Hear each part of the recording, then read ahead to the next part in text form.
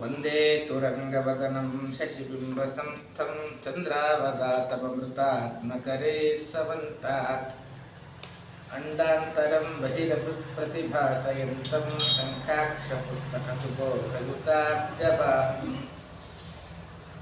ಆಸೀದುದಾರಗುಣವಾರಿಧಿರಪ್ರಮೇಯೋ ನಾರಾಯಣಃ ಪರತವತ್ಪರಮಾತ್ಸಯೇಕಃ ಸಂಶಾಂತಸಂವಿದಖಿಲಂ ಜಠರೆ ನಿಧಾಯ ಲಕ್ಷ್ಮೀಭುಜಾಂತರಗತಸ್ವರತೋ ವಿಚಾಗ್ರೆ ಅಭ್ರಮಂ ಭಂಗರಹಿತಮಜಡಂ ವಿವಲಂ ಸದಾ ಆನಂದತೀರ್ಥಮತುಲಂ ಭಜೆ ತಾಪತ್ರಯಾಪಹಂ ಮಿಥ್ಯಾಸಿದ್ಧಾಂತದುಧ್ವಾಂತವಿಧ್ವಂಸನವಿಚಕ್ಷಣಃ ಜಯತೀರ್ಥಾಖ್ಯತರಣಿಃ ಭಾಸತಾಂ ಹೃದಂಬರೆ ಕಂಸಧ್ವಂಸಿ ಪದಾಂಭೋಜ ಸಂಸಕ್ತೋ ಹಂಸಪುಂಗವಃ ಬ್ರಹ್ಮಣ್ಯಗುರುರಾಜಾಖ್ಯೋ ವರ್ತತಾಂ ಮಮ ಮಾನಸೆ ಜ್ಞಾನವೈರಾಗ್ಯಪತ್ಯಾದಿಕಲ್ಯಾಣಗುಣಶಾಲಿನಃ ಲಕ್ಷ್ಮೀನಾರಾಯಣಮುನೀನ್ ವಂದೇ ವಿದ್ಯಾಗುರೂನ್ ಮಮ ಅರ್ಥಿಕಲ್ಪಿತಕಲ್ಪೋऽಯಂ ಪ್ರತ್ಯಕ್ಷಿಗಜಕೇಸರಿ ವ್ಯಾಸತೀರ್ಥಗುರುರ್ಭೂಯಾದಸ್ಮದಿಷ್ಟಾರ್ಥಸಿದ್ಧಯೇ ಮಾತಾ ರಾಜಾ ಮತ್ಪಿತಾ ವಾದಿರಾಜೋ ಭ್ರಾತಾ ರಾಜಾ ಮತ್ಸಖಾ ವಾದಿರಾಜಃ ಸರ್ವಸ್ವಮೇ ವಾದಿರಾಜೋ ದಯಾಳುಃ ನನ್ಯದ್ದೈವಂ ನೈವ ಜಾನೆ ನ ಜಾನೆ ಯತ್ಪಾದಕಂಜರಜಸಾ ಪರಿಭೂಷಿತಾಂಗಾಃ ಯತ್ಪಾದಪದ್ಮಮಧುಪಾಯಿತಮಾನಸಾಯೇ ಯತ್ಪಾದಪದ್ಮಪರಿಕೀರ್ತನದೀರ್ಣವಾಚಸ್ತದ್ದರ್ಶನಂ ದುರಿತಕಾನನದಾವಭೂತಂ ಬ್ರಹ್ಮಚರ್ಯಹರಿಪ್ರೀತಿಸುವಿದ್ಯಾವಾದಶಾಲಿನಃ ವಿತರಾನ್ ಕಷ್ಟಹರ್ತॄನ್ನಃ ವಿದ್ಯಾಮಾನ್ಯಾನ್ ಮುನೀನ್ ನುಮಃ ತಪಸ್ವಾಧ್ಯಾಯ ಶುಶ್ರೂಷಾತ್ ಕೃಷ್ಣಪೂಜಾರತಂ ಮುನಿಂ ವಿಶ್ವೇ ಚ ವಿಷ್ಟದಂ ವಂದೇ ಪಯೋರಾಚಕ್ರವರ್ತಿನಂ ಶ್ರೀಗುರುಭ್ಯೋ ನಮಃ ಹರಿ ಓಂ. ಗಣಪತ್ಯಂತರ್ಗತ ವಿಶ್ವಂಭರ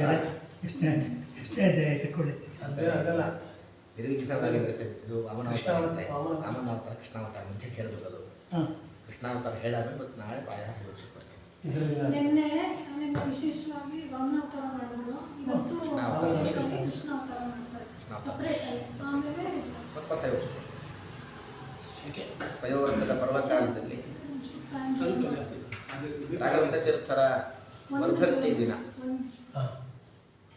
ಒಂದೆರಡು ರಾಯರ ಮಹಿಮೆಯ ಚಿಂತನೆ ಮಾಡಿ ಅದಾದ ಮೇಲೆ ವಾಮನಾವತಾರಕ್ಕೆ ಪ್ರವೇಶ ಮಾಡೋಣ. ಇವತ್ತೇನಾದರೂ ಆಮೇಲೆ ಕಲಿಯುಗದ ಪರಿಚಯ ಮಾಡಿಕೊಡುವಾಗೆಲ್ಲ ಪುರಾಣಕಾರರು ದುರ್ಜನ ಭೂಯಿಷ್ಠ ಅಂತ ಹೇಳ್ತಾರೆ. 90% ದುರ್ಜನರಂತೆ, 10% ಸಜ್ಜನರಂತೆ. ಆ 10% ಸಜ್ಜನರಲ್ಲೂ ಶ್ರದ್ಧೆ ಇರೋ ಸಜ್ಜನರು 1%. ಆ 1% ಶ್ರದ್ಧೆ ಇರುವ ಸಜ್ಜನರ ಉಳಿವಾದದ್ದು ಒಂದು ಗುರುಗಳ ಜಾಗೃತಿ ಇರೋದ್ರಿಂದ. ಅನೇಕ ಜನ ಆಸ್ತಿಕರು ನಾಸ್ತಿಕರು ಗುರುಗಳನ್ನು ಉಪಾಸನೆ ಮಾಡಿ ಅಲ್ಲಿ ಕೆಲವು ಐಹಿಕ ಫಲ ಪಡಿತಾರೆ ಅನ್ನೋ ಕಾರಣಕ್ಕೆ ಇನ್ನೂ ಆ 1% ಸಜ್ಜನರು ಶ್ರದ್ಧೆಯನ್ನು ಉಳ್ಕೊಂಡಿರೋದು. ರಾಯರ ವ್ಯಕ್ತಿತ್ವನೇ ಬರಲ್ಲ. ರಾಯರು ನಮಗೆಲ್ಲ ಒಬ್ಬ ಬ್ರಾಹ್ಮಣ ಹೇಗೆ ಬದುಕಬೇಕು ಅನ್ನೋದಕ್ಕೆ ಮಾದರಿ. ರಾಘವೇಂದ್ರ ವಿಜಯಕಾರರು ಬಹಳ ಸೊಗಸಾಗಿ ಹೇಳ್ತಾರೆ. ಇನ್ನು ಆಶ್ರಮ ಆಗಿರಲಿಲ್ಲ. ಪೂರ್ವಾಶ್ರಮದಲ್ಲಿ ರಾಯರ ಮನೆ ಅಡ್ರೆಸ್, ಈಗೆಲ್ಲ ಬೆಂಗಳೂರಲ್ಲಿ ಒಂದು ಮನೆ ಅಡ್ರೆಸ್ ಹುಡ್ಕೊಂಡು ಹೋಗೋದೇ ಕಠಿಣ. ಯಾಕೆಂದರೆ ಯಾವುದೊಂದು ಅಡ್ರೆಸ್ ಇರುತ್ತೆ, ಅದರ ಪಕ್ಕಕ್ಕೆ ಒಂದು ದೊಡ್ಡ ಸ್ಟ್ರೈಟ್ ಆಗೋಗಿರುತ್ತೆ. ಈ ವಾರ ಹೊರಟಲ್ಲೇ ವ್ಯತ್ಯಾಸ ಆಗಿರುತ್ತೆ. ರಾಯ ಮನೆ ಅಡ್ರೆಸ್ ಎಷ್ಟು ಸುಲಭ ಅಂದರೆ ಚಿಹ್ನೆ ವಸ್ತ್ರೆ ಭಿನ್ನ ಪಾನೀಯ ಪಾತ್ರೆ. ಎಲ್ಲಿ ಯಾವ ಮನೆ ಹೊರಗಡೆ ಒಂದು ಬಹಳ ತೂತಾದ ವಸ್ತ್ರವನ್ನು ಹಾಕಿರ್ತಾರೆ, ಮನೆಯ ಹೊರಗೆ ಅತಿಥಿಗಳ ಸ್ವಾಗತ ಮಾಡಬೇಕು ಅಂತ ತೂತಾದ ಪಾತ್ರೆ ಎಲ್ಲಿರುತ್ತೋ ಇದು ರಾಯರ ಮನೆ ಅಂತ ಹೇಳಿ ಅಷ್ಟು ಬಡತನ ಇರ್ತಾರೆ ರಾಯರು. ಆದರೂ ಮನೋವೈಶಾಲ್ಯ ಬಹಳ ಇತ್ತು. ರಾಯರ ಮನೆಯಲ್ಲಿ ಕಳ್ಳತನ ಆಯ್ತು. ಆ ಕಳ್ಳತನ ಆಯಿತು. ಅದು ಯಾವ್ದು ತೂತಾದ ಬಟ್ಟೆ ಇತ್ತು ಮತ್ತೆ ಪಾತ್ರೆ ಇತ್ತು, ಅದನ್ನು ಕದ್ಕೊಂಡು ಹೋದಂತೆ ಯಾರೋ ಕಳ್ಳ ಬಂದು. ರಾಯರೆಲ್ಲೋ ಪಟ್ಟಕ್ಕೆಲ್ಲೋ ಹೋಗೋದು ಶಾಸ್ತ್ರಕ್ಕೆ ಬಂದರು. ಅವ್ರಿಗೆ ಏನಿದೆ ಗೊತ್ತಿಲ್ಲ, ಏನು ಹೊತ್ತು ಗೊತ್ತಿಲ್ಲ. ಅವ್ರ ಮನಸ್ಥಿತಿ ಬೇರೆ. ಹೆಂಡತಿ ದುಃಖಪಟ್ಟು ಈಗ ಕಳ್ತನ ಹೋಗಿದ್ದು. ಹೌದಾ, ಭಾಳ ಒಳ್ಳೇದಾಯಿತು. ಆಮೇಲೆ ಸರಿ ಯಾವ್ದು ಕಳ್ತನ ಆಯಿತು ಅಂತ ಕೇಳಿದ್ರು. ಯಾಕಂದರೆ ಭಾಳ ಅವ್ರು ಬೇಜಾರಾಗಬಾರ್ದು ಅಂತೇಳಿ ಅವರು ರಾಯ ಭಾವಿಸಿದ್ರೆ ಅದು ಆಭರಣ ಬಣ್ಣ ಕಳ್ತನ ಆಗಿರ್ಬೇಕು ತಂದ್ಕೊಂಡು ಹೇಳಿದಿಲ್ಲ, ನಿಮ್ಮದು ಪ್ರೀತಿಯ ಪಾತ್ರೆ ಇತ್ತಲ್ಲ, ಒಂದು ವಸ್ತ್ರ ಮತ್ತು ಪಾತ್ರೆ ಅದು ಕಳ್ತನ ಆಯಿತು. ಮಕ್ಕಳು ರಾಯನ್ನ ಕೇಳೋದ್ರಂತೆ, ನೋಡು ದೇವರು ಕಾರುಣ್ಯ ಇದೆ ಅದರಲ್ಲಿ. ನಾನೇ ಬಡವ ಅಂತ ನಾನು ಅಂದ್ಕೊಂಡಿಲ್ಲ, ನೀ ಅಂದುಕೊಂಡಿದ್ದಿ. ಆ ಒಬ್ಬ ಕಳ್ಳ ಬಂದು ಬೇಕಾದಷ್ಟು ಶ್ರೀಮಂತರ ಮನೆಗಳಿದೆ, ಆ ಶ್ರೀಮಂತರ ಮನೆಗೆ ಯಾವುದಕ್ಕೂ ಕನ್ನ ಹಾಕಿದೆ. ಹೋಗಿ ಹೋಗಿ ತೂತಾದ ಬಟ್ಟೆ ಹಾಗೂ ಆ ಬಡಕಲು ಪಾತ್ರೆಯನ್ನೇ ಕದ್ದುಕೊಂಡು ಹೋದ ಅಂದರೆ ಅವನಿಗೆ ಬಡತನ ಇರಬೇಕು. ಅವನ ಬಡತನಕ್ಕಿದು ಪ್ರಸಂಗ ದೃಷ್ಟಾಂತ ಆಯಿತು. ಆದ್ದರಿಂದ ನನಗೆ ದುಃಖ ಇಲ್ಲ. ಹೀಗೆ ಒಬ್ಬ ಬ್ರಾಹ್ಮಣ ಯಾವ ರೀತಿಯ ಮನಸ್ಥಿತಿಲಿರಬೇಕು ಅನ್ನೋದನ್ನು ತೋರಿಸಿಕೊಟ್ಟೆ. ಅದಾದಮೇಲೆ ಹೀಗೆ ಅವರು ಇನ್ನು ಪೂರಾಶ್ರಮದಲ್ಲಿ ಸುಧೀಂದ್ರ ತೀರ್ಥರ ಹತ್ತಿರ ಶಾಸ್ತ್ರಾಭ್ಯಾಸ ನಿರಂತರ ಸಾಗಿತ್ತವರು. ಆಶ್ರಮ ಆಗಿರಲಿಲ್ಲ. ಬೆಳಿಗ್ಗೆ ಹೋದರೆ ಮಧ್ಯಾಹ್ನ ತನಕ ಅಲ್ಲಿರೋರಂತೆ. ಮಧ್ಯಾಹ್ನ ಮನೆಗೆ ಬಂದ್ಬಿಡೋರು. ಮತ್ತೆ ಹೊಟ್ಟು ಅವರಿಗೆಲ್ಲ, ನಮಗಾದರೆ ಒಂದು ದಿನ ಏಕಾದಶಿ, ಅವರಿಗೆ ತಿಂಗಳಲ್ಲಿ 14 ಏಕಾದಶಿ, ಒಂದು ದ್ವಾದಶಿ ಪಾರಣೆ. ದ್ವಾದಶಿ ಪಾರಣೆ ಏನಿತ್ತು ಅನ್ನೋದು ಗೊತ್ತಿಲ್ಲ, ಬಟ್ ಏನೋ ಸುಮ್ಮ ಪಾರಣೆ ಅಂತ ಹೇಳ್ಬೇಕು. ಮತ್ತೆ ಅಂಗಾರಕ್ಕೆ ಹಚ್ಚಿಕೊಂಡು ಮತ್ತೆ 2ಕ್ಕೆ ಹೋದರೆ ಮತ್ತು ರಾತ್ರಿ 7ಕ್ಕೆ ವಾಪಸ್ ಬರೋರು. ಯಾರೊಬ್ಬ ಶಿಷ್ಯರು ಸಹಪಾಠಿಗಳು ಯಾರೋ ಕೇಳಿದ್ರು, ಅಲ್ಲ ನಿಮ್ಮ ಮನೆಗೆ ಹೋದರೆ ಹೇಗೋ, ಹೊಟ್ಟೆಗೆ ಏನಿಲ್ಲ, ಹೊಟ್ಟೆಗೆ ಏನಿಲ್ಲ, ನೀವು ಆದರೂ ಊಟ ಮಾಡ್ಕೊಂಡು ಹೋಗ್ಬೇಕಲ್ವ ಕೇಳಿದ್ರಂತೆ. ಅಲ್ಲ, ನಾನು ಊಟ ಮಾಡ್ಕೊಂಡು ಹೋದರೆ ನಾ ಮಾತ್ರ ಚೆನ್ನಾಗಿ ಅಂಗಾರಕ್ಕೆ ಹಚ್ಕೊಂಡು ಚೆನ್ನಾಗಿ ಖುಷಿಯಾಗಿ ಹೋದರೆ ನನ್ನ ಹೆಂಡತಿ ಮಕ್ಕಳು ಅವ್ರ ಉಪವಾಸ ಇರಬೇಕು. ಆದ್ದರಿಂದ ಅವ್ರ ಉಪವಾಸಕ್ಕೆ ನಾನು ಸಾಥ್ ಕೊಡಬೇಕು. ಯಾಕಂದರೆ ಅವಳು ನನ್ನ ಬಡತನಕ್ಕೆ ಅವಳು ಸಾಥ್ ಕೊಟ್ಟ ಮೇಲೆ ಅವಳು ಉಪವಾಸಕ್ಕೆ ನಾವು ಸಾಥ್ ಕೊಡಬೇಕು. ಅದಕ್ಕೆ ನಾನು ಊಟ ಮಾಡಿದ್ರೆ ಹಾಗೆ ಹೋಗ್ತೀನಿ. ಅವ್ರು ಸಾಪಾಡಿ ಇನ್ನೊಂದು ಪ್ರಶ್ನೆ ಕೇಳಿದ್ರು, ಅದ್ರ ಬದಲು ಊಟಕ್ಕೆ ಅವ್ರನ್ನೇ ಕರ್ಕೊಂಬಂದ್ರೆ ಹೇಗೆ? ಅವ್ರು ಹೇಳಿದ್ರಂತೆ, ಇದು ಊಟಕ್ಕೆ ಮನೆ, ಪಾಠಕ್ಕೆ ಮಠ, ಈ ವ್ಯವಸ್ಥೆ ಈಗ ಉಲ್ಟಾಗೋದು. ಆದರೆ ಇಲ್ಲೂ ಬಂದುಬೋದು. ಹೀಗೆ ಇವತ್ತಂತಹ ರಾಯರಿಗೆ ಇಂತಹ ವೈಭವ ಇದೆ. ಇಂತಹ ರಾಘವೇಂದ್ರ ಗುರುಸಾರ್ವಭೌಮರ ಒಂದು ವೈಭವ ಸ್ಮರಣೆ ಮಾಡ್ತಾ ಪ್ರಸಂಗವಶಾತ್ ಇಲ್ಲೂ ಇವತ್ತು ಅದೇ ಕಥೆ ಬಂದಿದೆ. ರಾಯರ ಬಡತನಕ್ಕೂ ಬಲಿಯ ಬಡತನಕ್ಕೂ ಒಂದು ಚಿಕ್ಕ ಸಾಮ್ಯ. ರಾಯರಿಗೆ ಏನೂ ಇರಲಿಲ್ಲ, ಬಡತನ ಇತ್ತು, ದೊಡ್ಡ ಸಾಮ್ರಾಜ್ಯ ಇತ್ತು. ಆಮೇಲೆ ದೊಡ್ಡ ವೇದಾಂತ ಸಾಮ್ರಾಜ್ಯ ದೊರಕಿತ್ತು. ಬಲಿಗೆಲ್ಲ ಇತ್ತು, ಬಡತನ ಬಂತು. ಏನಾಗಿದೆ, ಬಲಿ 3 ಹೆಜ್ಜೆ ಕೇಳಿದ್ದ, ತಮಾಷೆ ಮಾಡಿದ್ನಂತೆ. ಬಾಲಿಶ ಮತಿಗೆ, ಪುಟ್ಟ ಹುಡುಗ ನೀನು, ನನ್ನಂಥ ರಾಜನ ಬಳಿ ಬಂದು ಇಡೀ ಸ್ವರ್ಗ ನನ್ನ ಕೈಲಿದೆ, ನನ್ನ ಚೆನ್ನಾಗಿ ಹೊಗಳಿ 3 ಹೆಜ್ಜೆ ಸಾಕು ಅಂತ ಕೇಳ್ತಲ್ವಾ?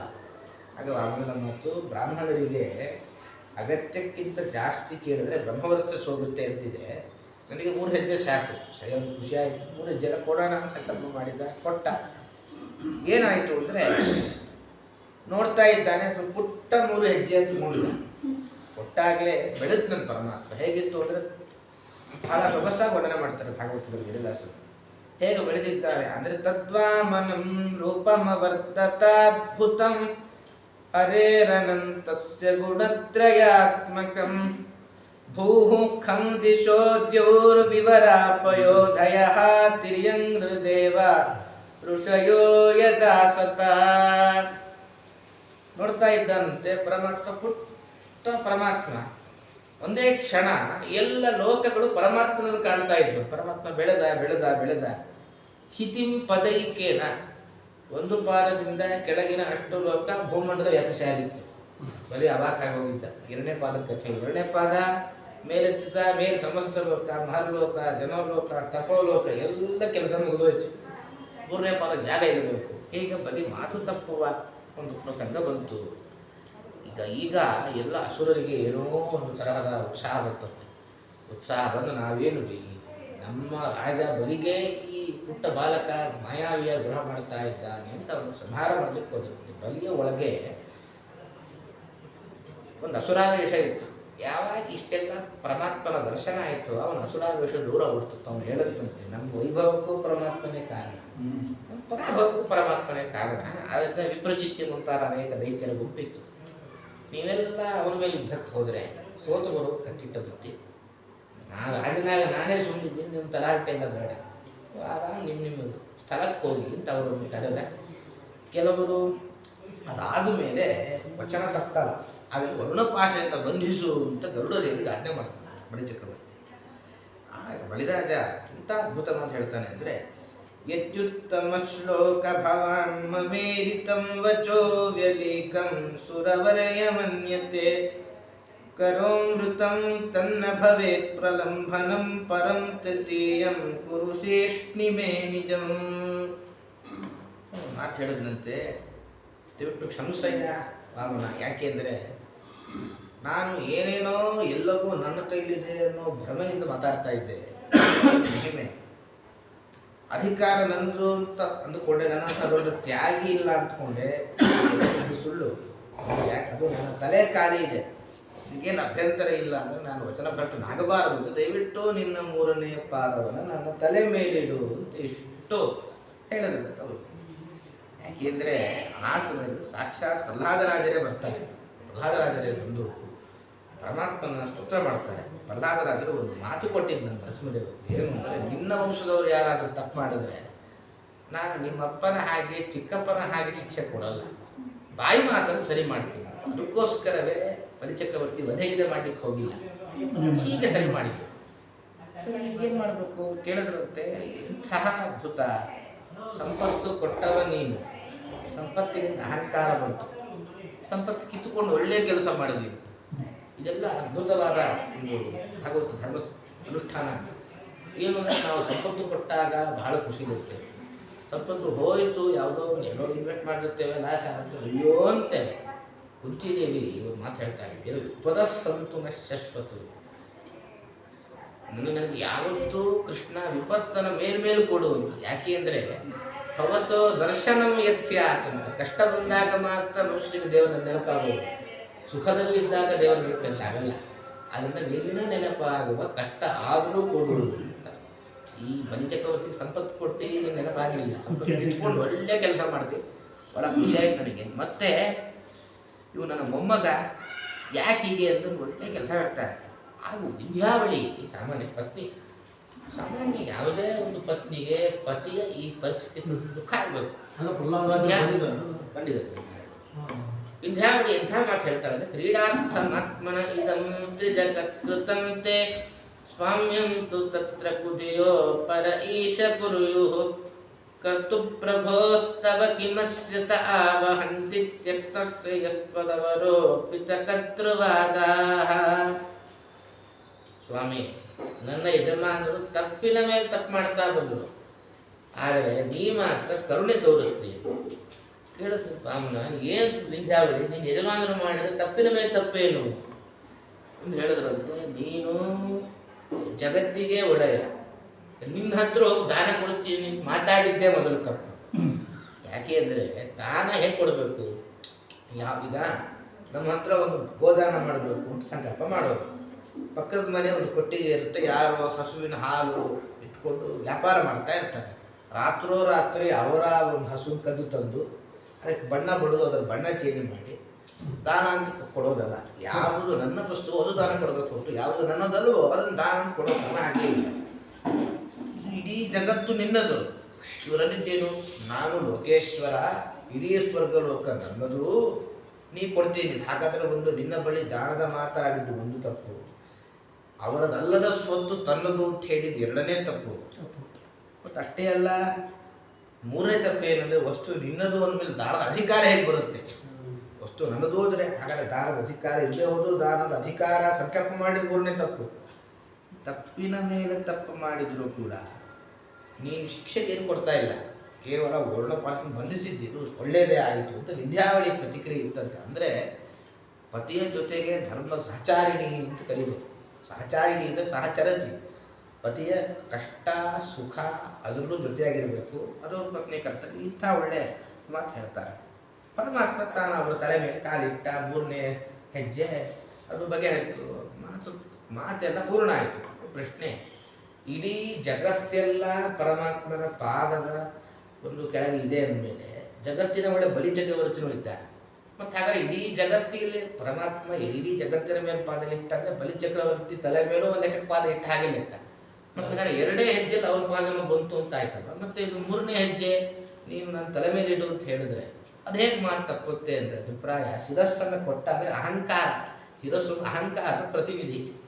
ಬಲಿ ಅಭಿಪ್ರಾಯ ಏನಿತ್ತು ಅಂದರೆ, ಸ್ವಾಮಿ ನೀನು ನನ್ನ ತಲೆ ಮೇಲೆ ಕಾಲಿಟ್ಟಿದ್ದಿ. ಪರಮಾತ್ಮ ಎಲ್ಲಿರ್ತಾನೆ? ಒಂದು ಯಾವ ಹೃದಯ ಶುದ್ಧವಾಗಿರುತ್ತಲ್ಲ ಮಾತ್ರ ಪರಮಾತ್ಮನ ಸನ್ನಿಧಾನ. ನನ್ನ ತಲೆಯಲ್ಲಿ ಅಹಂಕಾರ ದೋಷ ಇದೆ. ಅಹಂಕಾರ ಇದ್ದಲ್ಲಿ ಪರಮಾತ್ಮ ಇರೋದಿಲ್ಲ. ನೀನು ನನ್ನ ತಲೆ ಮೇಲೆ ಪಾದ ಇಟ್ಟು ಅಹಂಕಾರ ಅಂತ ಒಂದು ನನ್ನ ತಲೆ ಪ್ರತಿನಿಧಿಯಾಗಿದೆ, ಅದ್ರ ಮೇಲೆ ಜಾಗ ಕಾಲೇ ಉಳಿದಿದೆ. ನೀ ಅದರ ಮೇಲೆ ಕಾಲಿಟ್ಟುಬಿಟ್ರೆ ಅದು ಹೊಟ್ಟೋಗುತ್ತೆ, ಖಂಡಿತ ನಾನು ನಾವು ಆಗ್ತೀನಿ. ಆದ್ದರಿಂದ ಅಹಂಕಾರದ ಪ್ರತಿನಿಧಿಯಾಗಿ ಅವರು ಶಿರಸ್ಸನ್ನು ಅರ್ಪಣೆ ಮಾಡಿದ. ಅದಾದ ಮೇಲೂ ವರ್ಣಪಾಶನ ಬಿಡಿಸಲಿಲ್ಲ ವಾಮನ. ಬ್ರಹ್ಮದೇವರು ಪ್ರಾರ್ಥನೆ ಮಾಡ್ತಾರೆ, ಪತ್ರಂ ಪುಷ್ಪಂ ಫಲಂ ತೋಯಂ ಯೋಮೇ ಭಕ್ತ್ಯಾ ಪ್ರಯಚ್ಛತೆ ಅಂತ ನಿನ್ನದೇ ಒಂದು ಸಂವಿಧಾನ ಇದೆ. ನೀರು ಕೊಟ್ಟರು ಸಾಕಂತೆ, ಅದು ನೀನು ಬಿಡ್ತೀವಿ. 14 ಲೋಕ ಕೊಟ್ಬಿಟ್ಟಿದ್ದಾನೆ ನಿನಗೆ, ಅವನು ತನ್ನನ್ನೇ ಕೊಟ್ಟಿದ್ದಾನೆ. ಇಷ್ಟ್ಯಾಕೆ ನಿನಗೆ ಅಂತಂದಾಗ, ಯಾಕೆಂದರೆ ಬ್ರಹ್ಮದೇವರು ಯಾವತ್ತೂ ಪರಮಾತ್ಮ ಒಂದು ಲೆಕ್ಕ ತೋರಿಸಿಕೊಟ್ಟನಂತೆ. ಏನು ಅಂದರೆ ಮೋಕ್ಷ ಯಾರಿಗೆ ಕೊಡ್ತಾನೆ ಅಂದರೆ, ರುದ್ರದೇವರು ಇವನು ಮೋಕ್ಷ ಯೋಗ್ಯ ಅಂತ ಶಿಫಾರಸು ಮಾಡಿದರೆ ಮೋಕ್ಷ ಕೊಡಲ್ಲ. ಬ್ರಹ್ಮದೇವರು ತತ್ವೋಪದೇಶ ಮಾಡಬೇಕು. ಬ್ರಹ್ಮದೇವರು ಶಿಫಾರಸು ಮಾಡಿದರೆ ಮಾತ್ರ ಅವನು ಉದ್ಧಾರ ಮಾಡ್ತಾರೆ. ಬ್ರಹ್ಮದೇವರು ಭಾರಿ ಬ್ರಹ್ಮರಾದ ಮಧ್ವಾಚಾರ್ಯ. ಹಾಗಾದರೆ ಯಾರು ಮುಖ್ಯ ಪುರಾಣ ದೇವರ ಬ್ರಹ್ಮದೇವರ ಅನುಗ್ರಹ ಪಾತ್ರರಾಗ್ತಾರೋ ಅವರು ಮಾತ್ರ ನಮ್ಮ ಪ್ರಿಯರು ಅಂತ ಒಂದು ತತ್ವದ ನಿಶ್ಚಯ ಉಂಟು ಮಾಡಬೇಕಾಗಿತ್ತು ಸಜ್ಜನರಿಗೆ. ಅದಕ್ಕೋಸ್ಕರ ಬ್ರಹ್ಮದೇವರ ಶಿಫಾರಸು ಬಂತು, ಖುಷಿಯಾಯಿತು. ಕೊನೆಗೆ ಏನು ಮಾಡಿದ, ಈಗಿನ ಒಬ್ಬ ಇಂದ್ರ ಇದ್ದಾನೆ, ಇವನ ಅಧಿಕಾರದ ಮೇಲೆ ನಾನು ನಿನ್ನ ಒಂದು ಇದಕ್ಕೆ ಬರ್ತೀನಿ ಅಂತ ಹೇಳಿ ಅದ್ಭುತ ವಿಚಿತ್ರ ಏನು ಅಂದರೆ, ನಿನ್ನ ಒಂದು ಸುತಲ ಲೋಕಾಧಿಪತ್ಯ ನೀನು ಕೊಡ್ತೀನಿ, ನಿನ್ನ ಮನೆ ಕಾಯೋನಾಗಿ ನಾ ಇರ್ತೀನಿ ಅಂತ. ಬಹಳ ಪದದಲ್ಲಿ ಬಹಳ ಆನಂದ ಆಯ್ತಂತ. ಯಾಕೆಂದ್ರೆ ಸ್ತೋತ್ರ ಮಾಡ್ತಾರೆ, ನೇಮಂ ವಿರಿಂಚೋ ಲಭತೆ ಪ್ರಸಾದ. ಬ್ರಹ್ಮದೇವರು ಮೋಕ್ಷದಲ್ಲಿ ಅಗ್ರಗಣ್ಯರು, ಅವರ ಸತ್ಯಲೋಕ ಕಾಯಲಿಕ್ಕೆ ನೀನು ನಿಂತಿಲ್ಲ. ನ ಶ್ರೀ ಮಹಾಲಕ್ಷ್ಮಿ ಇದ್ದಾಳೆ, ಮಹಾಲಕ್ಷ್ಮಿ ಮನೆ ಕಾಯಲಿಕ್ಕೆ ನೀನು ನಿಂತಿಲ್ಲ. ಅಸುರಾಣ ಅಪಿ ದುರ್ಗಪಾಲ, ಇನ್ಯಾವ ದೇವತೆಗಳ ಮನೆ ಕಾಯಲಿಕ್ಕೆ ನೀನು ನಿಂತಿಲ್ಲ. ಮತ್ತೆ ನಿನಗೇ ದಾನದ ಮಾತು ಯಾರೂ ಆಡಲಿಲ್ಲ. ಆದರೆ ನನ್ನ ಸಂತತಿಯ ಈ ಬಲಿಚಕ್ರವರ್ತಿ ನಿನಗೇ ದಾನ ಕೊಡುವ ಮಾತಾಡಿದ, ನೀನು ಅವನ ಮನೆ ರಕ್ಷಣೆ ಕಾಯಲಿಕ್ಕೆ ನಿಂತಿಲ್ಲ, ಇದು ನಿನ್ನ ಕಾರುಣ್ಯ ಅಂತ ವಿಶೇಷವಾಗಿ ಅವನ ಸ್ತೋತ್ರ ಮಾಡ್ತಾರೆ. ಇದರ ಯಾಕೆ ನಿಂತದ್ದು? ಇಲ್ಲಿಗೆ ವಾಮನಾವತಾರದ ಒಂದು ಪ್ರಾಪ್ತಿ ಆಗುತ್ತೆ. ಅಲ್ಲೊಂದು ಪ್ರಶ್ನೆ ಬರ್ತದೆ, ಯಾಕೆ ಪರಮಾತ್ಮ ನಿಂತ ಅಂದರೆ, ಅಸುರಾವೇಶ ಒಮ್ಮೆ ಹೋಯಿತು ಅಂದರೆ ಮತ್ತೆ ಬರಲ್ಲ ಅಂತ ನಿಶ್ಚಯ. ಅದು ಒಂದು ತತ್ವದ ನಿರ್ಣಯ ಮಾಡ್ತಾರೆ. ರಾಮದೇವರ ಜೊತೆ ಯುದ್ಧ ಆಗ್ತಾ ಇತ್ತು. ರಾವಣನನ್ನು ಕೊಂದು ರಾಮದೇವರು, ಎಲ್ಲ ಬ್ರಹ್ಮಾದಿ ದೇವತೆಗಳು ಖುಷಿಯಾಗಿ ರಾಮದೇವರ ಸ್ತೋತ್ರ ಮಾಡ್ತಾ ಇದ್ದಾರೆ. ರುದ್ರದೇವರು ಬಹಳ ಕೋಪದಿಂದ ಬಂದಂತೆ. ಯಾಕೆ ಅಂದರೆ, ನಾನು ವರ ಕೊಟ್ಟ ರಾವಣನನ್ನು ಕೊಂದಿ ಅಂತ ಹೇಳಿ ಯುದ್ಧ ಮಾಡಲಿಕ್ಕೆ ಬಂದಂತೆ. ಯಾಕೆ ಅಂದರೆ ಆಗ ಸ್ವಲ್ಪ ಅಸುರಾವೇಶ ಇತ್ತು ದೇವತೆಗಳಲ್ಲಿ. ಒಂದು ಕೆಲವು ಸೆಕೆಂಡ್ ಮಾತ್ರ ಅಸುರಾವೇಶ ಬರುತ್ತೆ, ಮತ್ತೆ ಹೊಟ್ಟೋಯ್ತು ಮತ್ತೆ ಬರಲ್ಲ. ನಮ್ಮಲ್ಲಿ ಹಾಗಲ್ಲ, ಅವರಲ್ಲಿ ಕೆಲವು ಮಾತ್ರ ಬರುತ್ತೆ, ನಮ್ಮಲ್ಲಿ ಕೆಲವು ಮಾತ್ರ ಬಿಟ್ಟು ಹೋಗ್ತಾರೆ. ಬಿಟ್ಟು ಹೋದ್ರು ವೇಗವಾಗಿ ಬರೋಕ್ಕೆ ಸಾಧ್ಯ ಇದೆ. ಹಾಗಾದರೆ ಬಲಿಚಕ್ರವರ್ತಿ ಅಸುರಾವೇಶ ಈಗೇನೋ ಹೋಯ್ತು ಮತ್ತೆ ಬಂದರೆ, ಅದಕ್ಕೆ ಸ್ವಯಂ ಏನು ಮಾಡಿದ ರಾಮನ, ತಾನೇ ಆ ಸುತಲ ಲೋಕದ ಮುಂದೆ ಕಾಯಲಿಕ್ಕೆ ನಿಂತ. ಅದರಿಂದಾಗಿ ಯಾರು ಈ ವಾಮನಾವತಾರ ಚರಿತ್ರೆ ಶ್ರವಣ ಮಾಡ್ತಾರೋ ಫಲಶ್ರುತಿ ಏನು ಅಂದರೆ, ಸೂಚ್ಯವಾಗಿ ನಿಮ್ಮ ದೇಹದ ಮುಂದೆ ಕಾಯಲಿಕ್ಕೆ ನಾನೇ ವಾಮನಾಗಿ ನಿಲ್ತೇನೆ.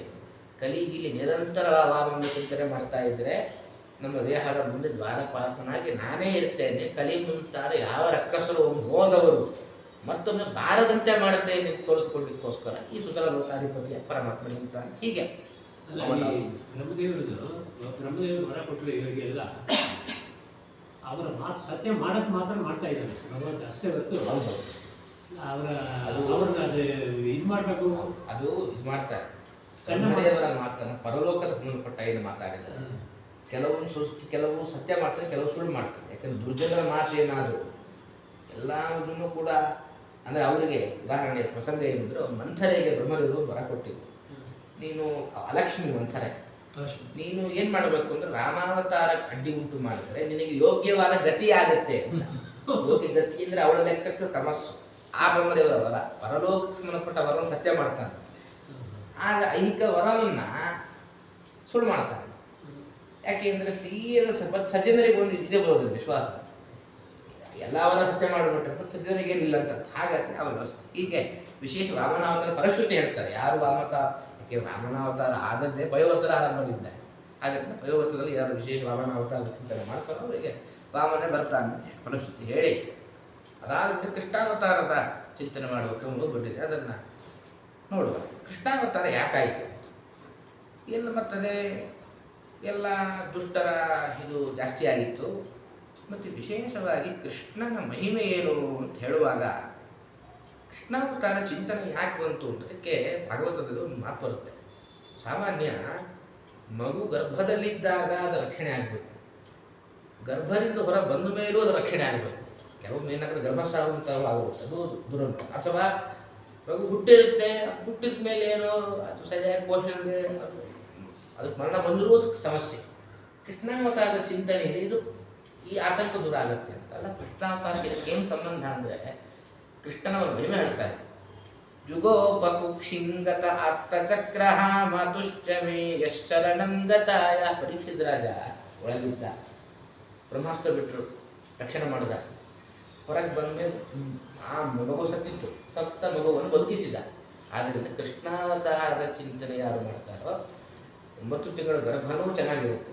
ಗರ್ಭದಿಂದ ಆಚೆ ಬಂದ ಮೇಲೆ ಏನಾದರೂ ಬ್ರಹ್ಮಾಸ್ತ್ರ ಪ್ರತಿನಿಧಿ ಅಂದರೆ ಬ್ರಹ್ಮಾಸ್ತ್ರವನ್ನು ಮೀರಿಸುವ ಕೆಲವು ದುಷ್ಟಾಸ್ತ್ರ ರೋಗಗಳೆಲ್ಲ ಬಂದಿರ್ತೀವಿ, ದುಷ್ಟ ರೋಗಗಳು, ಅದು ಕಲಿ. ಆ ಎಲ್ಲ ರೋಗಗಳ ಪ್ರಭಾವದಿಂದ ಏನಾದರೂ ಮಗುವಿಗೆ ಅಪಮೃತ್ಯು ಬರೋದು ಇತ್ತು ಅಂದರೆ ಕೃಷ್ಣನ ರಕ್ಷಣೆ ಮಾಡ್ತಾನೆ. ಆದ್ದರಿಂದ ವಿಶೇಷ ಕೃಷ್ಣಾವತಾರದ ಚಿಂತನೆ ಈ ಪ್ರಸಂಗದಲ್ಲಿ ಮಾಡಬೇಕು. ಕೃಷ್ಣಾವತಾರ ಯಾಕಾಯಿತು ಅಂದರೆ ಭೂದೇವಿಗೆ ಬಹಳ ದುಃಖ ಆಯಿತು. ಯಾಕೆಂದರೆ ಕೆಲವೊಮ್ಮೆ ನಾವು ನೋಡಬಹುದು, ಕೆಲವು ಪ್ರಸಂಗದಲ್ಲಿ ಭೂಕಂಪ ಆಗ್ತಾ ಇರುತ್ತೆ ಹೆಚ್ಚು. ಈ ಹಿಮಾಲಯ ಪ್ರಾಂತ್ಯದಲ್ಲಿ ಭೂಕಂಪ ಜಾಸ್ತಿ ಆಗುತ್ತೆ. ವಸ್ತುತಃ ದೃಷ್ಟಿಯನ್ನು ದೇವಭೂಮಿ ಅಂತ ಕರೀತಾರೆ ಅದನ್ನು. ಮತ್ತು ಭೂಕಂಪ ಯಾಕಾಗಬೇಕು ಅಂದರೆ ಪರಿಸರ ವಿರುದ್ಧವಾದ ಕೆಲವು ಕೆಲಸ ಆಗ್ತಾ ಇರುತ್ತೆ, ಆದ್ದರಿಂದ ಭೂಕಂಪ ಹಾಗಾಗ್ತಾ ಇರುತ್ತೆ. ಹಾಗಾಗಿ ಕೆಲವೊಮ್ಮೆ ಭೂ ಯಾಕೆ ಕಂಪಿಸುತ್ತೆ ಅಂದರೆ ಅಧರ್ಮದ ಸಂಖ್ಯೆ ಜಾಸ್ತಿ ಆದಾಗ ಆ ತಾಳಲಾರದೆ ಭೂದೇವಿ ಪ್ರಾರ್ಥನೆ ಮಾಡುವ ಪರಿ ಅಂತ. ಭೂಕಂಪ ಅಂದರೆ ಈ ಅನುಸಂಧಾನ ಬರಬೇಕಂತ ಹೇಳ್ತಾರೆ ಅನುಸಂಧಾನ. ಭೂಕಂಪ ಆಯಿತು ಅಂದರೆ ಭೂದೇವಿ ದುಷ್ಟರ ದರ್ಶನದಲ್ಲಿ ಸಾಕಾಗಿ ಸ್ವಾಮಿಯನ್ನು ರಕ್ಷಣೆ ಮಾಡುವ ಪ್ರಾರ್ಥನೆ ಮಾಡ್ತಾ ಇದ್ದಾರೆ, ಅನುಸಂಧಾನ ಮಾಡಬೇಕಂತ ಪ್ರಸಂಗಕ್ಕೆ. ಹಾಗಾಯಿತು. ಎಲ್ಲ ಬ್ರಹ್ಮದೇವರು ಮುಂದೆ ದುಃಖ ಎಲ್ಲ ಭೂದೇವಿ ಹೇಳಿಕೊಂಡಿದ್ದಾಳೆ. ಬ್ರಹ್ಮದೇವರು ಬಂದರು, ದುಷ್ಟರ ಗಮನಕ್ಕೋಸ್ಕರ ನೀ ಅವತಾರ ಮಾಡು ಪ್ರಾರ್ಥನೆ ಮಾಡಿದ್ರು. ಕೃಷ್ಣ ಪರಮಾತ್ಮ ಎಲ್ಲ ಆದೇಶ ಕೊಟ್ಟು ನೀ ಅವತಾರ ಮಾಡಿ ತಾನು ಅವತಾರ ಮಾಡಿದ. ಅದಕ್ಕೆ ನೀನೆಲ್ಲ ಹೇಳ್ತಾರೆ ಏನು, ದೇವಕಿ ವಸುದೇವ ವಸ್ತುತಃ ಕಂಸ ದೇವಕಿ ಅಣ್ಣ ಇವು ಸಂಬಂಧದಲ್ಲಿ ಕಂಸನೇ ತಂಗಿ ಸ್ಥಾನದಲ್ಲಿ ಬರ್ತಾರೆ. ದೇವಕಿ ಮದುವೆ ಆಯಿತು, ಅವನೇ ಬಹಳ ಖುಷಿಯಾಗಿ. ಕಂಸ ಯಾವತ್ತೂ ಕೂಡ ಸಾಮಾನ್ಯ ಕೆಲವರು ಅತಿ ಪ್ರೀತಿ ತೋರಿಸಿದ್ರೆ ಕೆಲವರು ಭಯ ಆಗುತ್ತೆ. ಯಾಕೆಂದ್ರೆ ಊರಿದ್ರೆ ಚಂದ, ಕಂಸ ಅತಿ ಪ್ರೀತಿ ತೋರಿಸಿದ್ದೆ ಆತಂಕ ಆಗಿತ್ತು. ಕಂಸ ಏನು ಮಾಡಿದ ಅಂದರೆ ಪಥಿ ಪ್ರಗ್ರಹಣ, ತಾನೇ ದಾರಿಯಲ್ಲಿ ರಥ ಓಡಿಸಿಕೊಂಡು ಸೂತನ ಸ್ಥಾನದಲ್ಲಿ ಕುಳಿತು ಮೆರವಣಿಗೆ ತಾನೇ ಓಡಿಸ್ತಾ ಇದ್ದಂತೆ. ಎಲ್ಲ ಜನರು ಅಂದುಕೊಂಡ್ರು ಇವತ್ತು ಯಾಕೋ ಗತಿ ಕಾಲಿದೆ, ಯಾಕಂದರೆ ಕಂಸನೇ ಓಡಿಸಿಗೆ ಬಂದಳಲ್ಲ, ಅದು ಅಂದುಕೊಳ್ಳಬೇಕು. ಆ ಭಾಷ್ಯ ಅಶರೀರವಾಗ್ತದೆ. ವಾಯುದೇವರು ಮಾತಾಡಿದ್ರಂತೆ, ಕಂಸ ದೊಡ್ಡ ಮೂಢ ನೀನು, ತಂಗಿ ಅಂತ ಮೋಹದ ಬಲೆಗೆ ಸಿಕ್ಕಿ ಬಿದ್ದಿದ್ದಿ, ಮೃತ್ಯು ಬಲೆಗೆ ಅವಳನ್ನು ಸಿಕ್ಕಿ ಬೀಳಿಸ್ತಾಳೆ, 8ನೇ ಗರ್ಭ ನನಗೆ ಕೊಲ್ಲುತ್ತೆ ಅಂತ ಹೇಳಿದ್ದೇ ತಡ.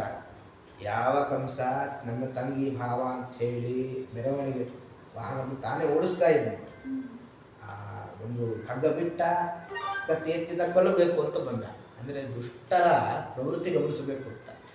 ಅವತ್ತು ದುಷ್ಟರಿಂದ ಯಾಕೆ ದೂರ ಇರಬೇಕು ಅಂದರೆ ಅವರ ಚಿಕ್ಕ ಪುಟ್ಟ ನಡೆಗಳೇ ಬಹಳ ದೊಡ್ಡ ಮಾರಕ ಆಗುತ್ತೆ. ಆದ್ದರಿಂದ ಯಾವತ್ತೂ ದುಷ್ಟ ಎಷ್ಟೇ ಪ್ರೀತಿ ತೋರಿಸಿದ್ರು ಅವರು ಸವಾಸಕ್ಕೆ ಹೋಗಬೇಡಿ ಅಂತ ಇದು ಸೂಚನೆ. ಸರಿ, ಅದು ವಸುದೇವ ಪ್ರಾರ್ಥನೆ ಮಾಡಿದಂತೆ, ನೋಡಪ್ಪ ಹೇಗೋ ನೀ ಕೊಲ್ಲೋದು ಕಾಯಂ, ಇವಳ್ಯಾಕೆ ಕೊಲ್ತೀವಿ, ನಿನ್ನ ಸಮಸ್ಯೆ ಇರೋದು ಎಲ್ಲಿಂದ, ಹುಟ್ಟುವ ಮಗುವಿನಿಂದ ತಾನೇ. ಹಾಗಾದರೆ ನಾನು ಆ ಮಗು ಕೊಟ್ಟು ಬಿಡ್ತೇನೆ, ನಿನ್ನ ತಂಗಿ ಬಿಡು ಅಂತ. ಪಾಪ ಅವನಿಗೆ ಅದೇ ಬೇಕಾಗ, ಅವನು ಅಂದ್ಕೊಂಡಂತೆ ಅಯ್ಯೋ ನಾನು ಯಾಕಂದ್ರೆ ಕಂಸನಲ್ಲಿ ಜೀವದ ಭಯ ಆಗಬೇಕು. ಭೃಗು ಋಷಿಗಳು ಇದ್ರು, ಕಾಲನೇಮಿಯೂ ಇದ್ರು. ಆದ್ದರಿಂದ ಒಂದು ಮಾತು ವೇದಾಂತರ ಮಾತು, ಭಾಳ ವೇದಾಂತರ ಮಾತು. ತಪ್ಪು ಮಾಡೋದು, ಮತ್ತು ತಪ್ಪು ಮಾಡಿದ ಮೇಲೆ ಭೃಗು ಆವೇಶ ಜಾಸ್ತಿ ಆಗುತ್ತೆ, ಪಶ್ಚಾತ್ತಾಪ, ಅಯ್ಯೋ ತಪ್ಪು ಮಾಡಿಬಿಟ್ಟೆ ಎಂತಾನ ಭಾವ ಒಳ್ಳೆಯವರು ಅಂತ ಹೇಳಿ ಮತ್ತೆ ಕಾಲನೇಮಿ ಆವೇಶ ಜಾಸ್ತಿ ಆಯಿತು ಅಂತ ಹೇಳಿದ್ರೆ, ನೀವು ನಾನು ಕೆಲಸ ಮಾಡಿದೆ, ನಿಮ್ಮನ್ನು ಬಿಡ್ತೀನಿ, ಮಕ್ಕಳನ್ನ ಬಿಡಲ್ಲ, ಇಷ್ಟು ವ್ಯವಸ್ಥೆ ಆಯಿತು. ಆಗ ಒಂದು ಪ್ರಶ್ನೆ ಮಾಡಿಕೊಳ್ತಾರೆ ವ್ಯಾಖ್ಯಾನಕಾರರು, ಏನಿದ್ರ ಸಂದೇಶ? ಪ್ರತಿಯೊಂದು ಪುರಾಣ ಮನುಷ್ಯರಿಗೆ ಏನೋ ಒಂದು ಸಂದೇಶ ಕೊಟ್ಟಿರುತ್ತೆ. ಅಶರೀರವಾಣಿ ಆಗೋದು ಅಂದರೆ ಏನಿದ್ರ ಸಂದೇಶ ಅಂದರೆ ಅದು ದೇವತೆಗಳು ನಮಗೆ ಕೆಲವೊಮ್ಮೆ ಎಚ್ಚರ ಕೊಡ್ತಿರ್ತಾರೆ. ಕೆಲವು ಪ್ರಸಂಗ ನಮ್ಮ ಜೀವನದಲ್ಲಿ ಕೆಲವು ಘಟನೆ, ಕೆಲವು ಕಷ್ಟಗಳು ಬರ್ತದೆ, ಅವೆಲ್ಲ ಅದು ಒಂಥರ ವಾಯುದೇವರು ಅಥವಾ ದೇವತೆಗಳು ಕೊಡುವ ಎಚ್ಚರ ಅಂತೆ. ನೀವು ನಿಮ್ಮ ನಡೆ ನುಡಿ ಸರಿ ಇಲ್ಲ, ಅದನ್ನು ನೀವು ಸರಿಯಾಗಿ ಇದ್ರೆ ಮಾತ್ರ ನಿಮಗೆ ಇದಾಗುತ್ತೆ ಅಂತ. ಹೇಗೆ ಕಂಸಂತಹ ದುಷ್ಟನೇ ಅಶರೀರವಾಣಿ ಕೇಳಿ ಎಚ್ಚೆತ್ತುಕೊಳ್ಳುವಾಗ ಸಜ್ಜನರು ಮೋಹದ ಪಾಶದಲ್ಲಿರುವಾಗ ಎಚ್ಚರ ಕೊಡ್ತಾರೆ. ಆ ಎಚ್ಚರ ಎಚ್ಚೆತ್ತುಕೊಂಡಿರಬೇಕು ಅನ್ನುವ ಸಂದೇಶಕ್ಕೋಸ್ಕರ ಹೇಳಿದಂತೆ. ದುಷ್ಟರೇ ಎಚ್ಚೆತ್ತು ಕೊಡ್ತಾರೆ, ನೀವು ಸಜ್ಜನರಿದ್ದೀರಾ, ಅದನ್ನು ಎಚ್ಚೆತ್ತುಕೊಂಡು ಅರ್ಥ ಮಾಡಿಕೊಳ್ಬೇಕು. ಅಲ್ಲಿ ಇಷ್ಟು ಹೇಳಿದಾಗ ಯಾಕೆ ಅಂದರೆ ವಸುದೇವ ಕೆಲವು ಅದ್ಭುತ ಮಾತನಾಡ್ತಾರೆ. ಅದು ವಸುದೇವ ಗೀತೆ ಬರುತ್ತೆ. ಏನಂದರೆ ಜ್ಯೋತಿರಿ ಯಥೈಗೋದಕ ಪಾರ್ಥಿವೇಶ್ವರ ಸಮೀರ ವೇಗಾನುಗತ ವಿಭಾವ್ಯತೆ ವಿಮಂ ಸ್ವಯಾಯ ರಚಿತೆ ಸ್ವಸೌ ಪುಮಾನ್ ಗುಣೇಶು ರಾಗಾನುಗತೋ ವಿಮುಹ್ಯತೆ. ಹೇಗೆ ನೀರಿರುತ್ತೆ, ಈಗ ನೀರಿನಲ್ಲಿ ನಮ್ಮ ಪ್ರತಿಬಿಂಬ ಮೂಡಬೇಕು ಅಂತಾದರೆ ನೀರು ಒಂದು ಕಡೆ ಸ್ಥಿರವಾಗಿರಬೇಕು. ಸಮುದ್ರದ ಅಲೆಯಲ್ಲಿ ನಮ್ಮ ಪ್ರತಿಬಿಂಬ ಮೂಡಿತು ಅಂತ ಯಾರು ಹೇಳೋದಿಲ್ಲ. ಹಾಗೆ ಮನಸ್ಸು ಕೂಡ ಸ್ಥಿರವಾಗಿರಬೇಕು. ಆದರೆ ನಮ್ಮ ಅಲೆ ಇದ್ದ ಹಾಗೆ ಸತ್ವರದ ಸ್ತಂಭಗಳು ಸ್ವಲ್ಪ ಆಕ್ಟಿವೇಟ್ ಆಗ್ತಾ ಇರುತ್ತೆ. ಒಮ್ಮೆ ಸತ್ವದ ಅಲೆ ಬರುತ್ತೆ, ಅದು ಹಿಂದೆ ರಜೋಗುಣ ಅಲೆ ಬರುತ್ತೆ, ತಮೋ ಅಲೆ ಬರುತ್ತೆ. ಆದ್ದರಿಂದ ನಮ್ಮ ಮನಸ್ಸು ಆ ಕಡೆ ಸಂಚರಿಸುವ ನೀರಿನಂತಿದೆ, ಅದು ಸ್ಥಿರವಾಗಿರೋದಿಲ್ಲ. ಹಾಗಾಗಿ 3 ಗುಣ ಮೀರಿ ನಿಲ್ಲಬೇಕು. ನೀನು ಏನು ಇರೋ ಸಮಯ ಏನು ಮಾಡೋ ಹೇಗೋ ಅದರ ತೀರ್ಮಾನ. ಸ್ವಲ್ಪ ಧರ್ಮವನ್ನು ತಂಗಿನ ಬಿಡು ಅಂತಂದ. ತಂಗಿನ ಬಿಟ್ಟ. ಸರಿ, ಆ ಪಾಪ ಬಂಧನ ಮಾಡಿರಲಿಲ್ಲ, ಖುಷಿಯಾಗಿತ್ತಂತೆ. ಆಗ 1ನೇ ಮಗು ಆಯ್ತಂತೆ. ಏನು ವಿಚಾರ ಮಾಡಿದ್ದ, ಇದು ಯಾವ ಸುದ್ದಿ ಅದು ಸುದ್ದಿ ಹೋಯ್ತಂತೆ. ನಿನ್ನ ತಂಗಿ ಮೊದಲೇ ಗಂಡು ಮಗುವಾಗಿದೆ, ಕೊಲ್ಲಿಕ್ಕೆ ಯಾವಾಗ ಮುಹೂರ್ತ ಇಡ್ತೀವಿ? ಕಂಸಾನಂತೆ ಚೆನ್ನ ಬೈದಂತೆ. ನನ್ನ ತಂಗಿ ನನ್ನ ಭಾವ, ನನಗೆ ಆಗಿದ್ದೇನು ಅಶರೀರವಾಣಿ. 8ನೇ ಮಗು ತಾನೇ ಮರಣ. 1ರಿಂದ 7 ಅವಳಿಗೆ ಗಿಫ್ಟ್ ಕೊಡ್ತೀನಿ, 8ನೇದು ಅವಳು ನಂಗೆ ಗಿಫ್ಟ್ ಕೊಡಲಿ ಅಂತ ಹೇಳಿ ಈ ಥರ ವ್ಯವಸ್ಥೆ ಮಾಡಿಕೊಂಡ. ಆಗ ನಾರದರು ಬಂದು ಕಂಸ ಬಹಳ ತಪ್ಪು ಮಾಡ್ತಾ ಇದ್ದಿ, ಯಾರು ಗೊತ್ತಾ ಅಂತ ಹೇಳಿ ಇವರೆಲ್ಲ ದೇವತೆಗಳು ಆ ಲೋಕದಲ್ಲಿ ನಿನ್ನ ಕೊಲ್ಲಬೇಕು ಅಂತ ವ್ಯವಸ್ಥೆ ಆಗಿತ್ತು ಅಂತ ಬರೋ ಕಥೆಯೆಲ್ಲ ಹೇಳಿ ಕಂಸನಿಗೆ 3ನೇ ಎಚ್ಚರಿಕೆ ಅರ್ಥ ಆಯಿತು.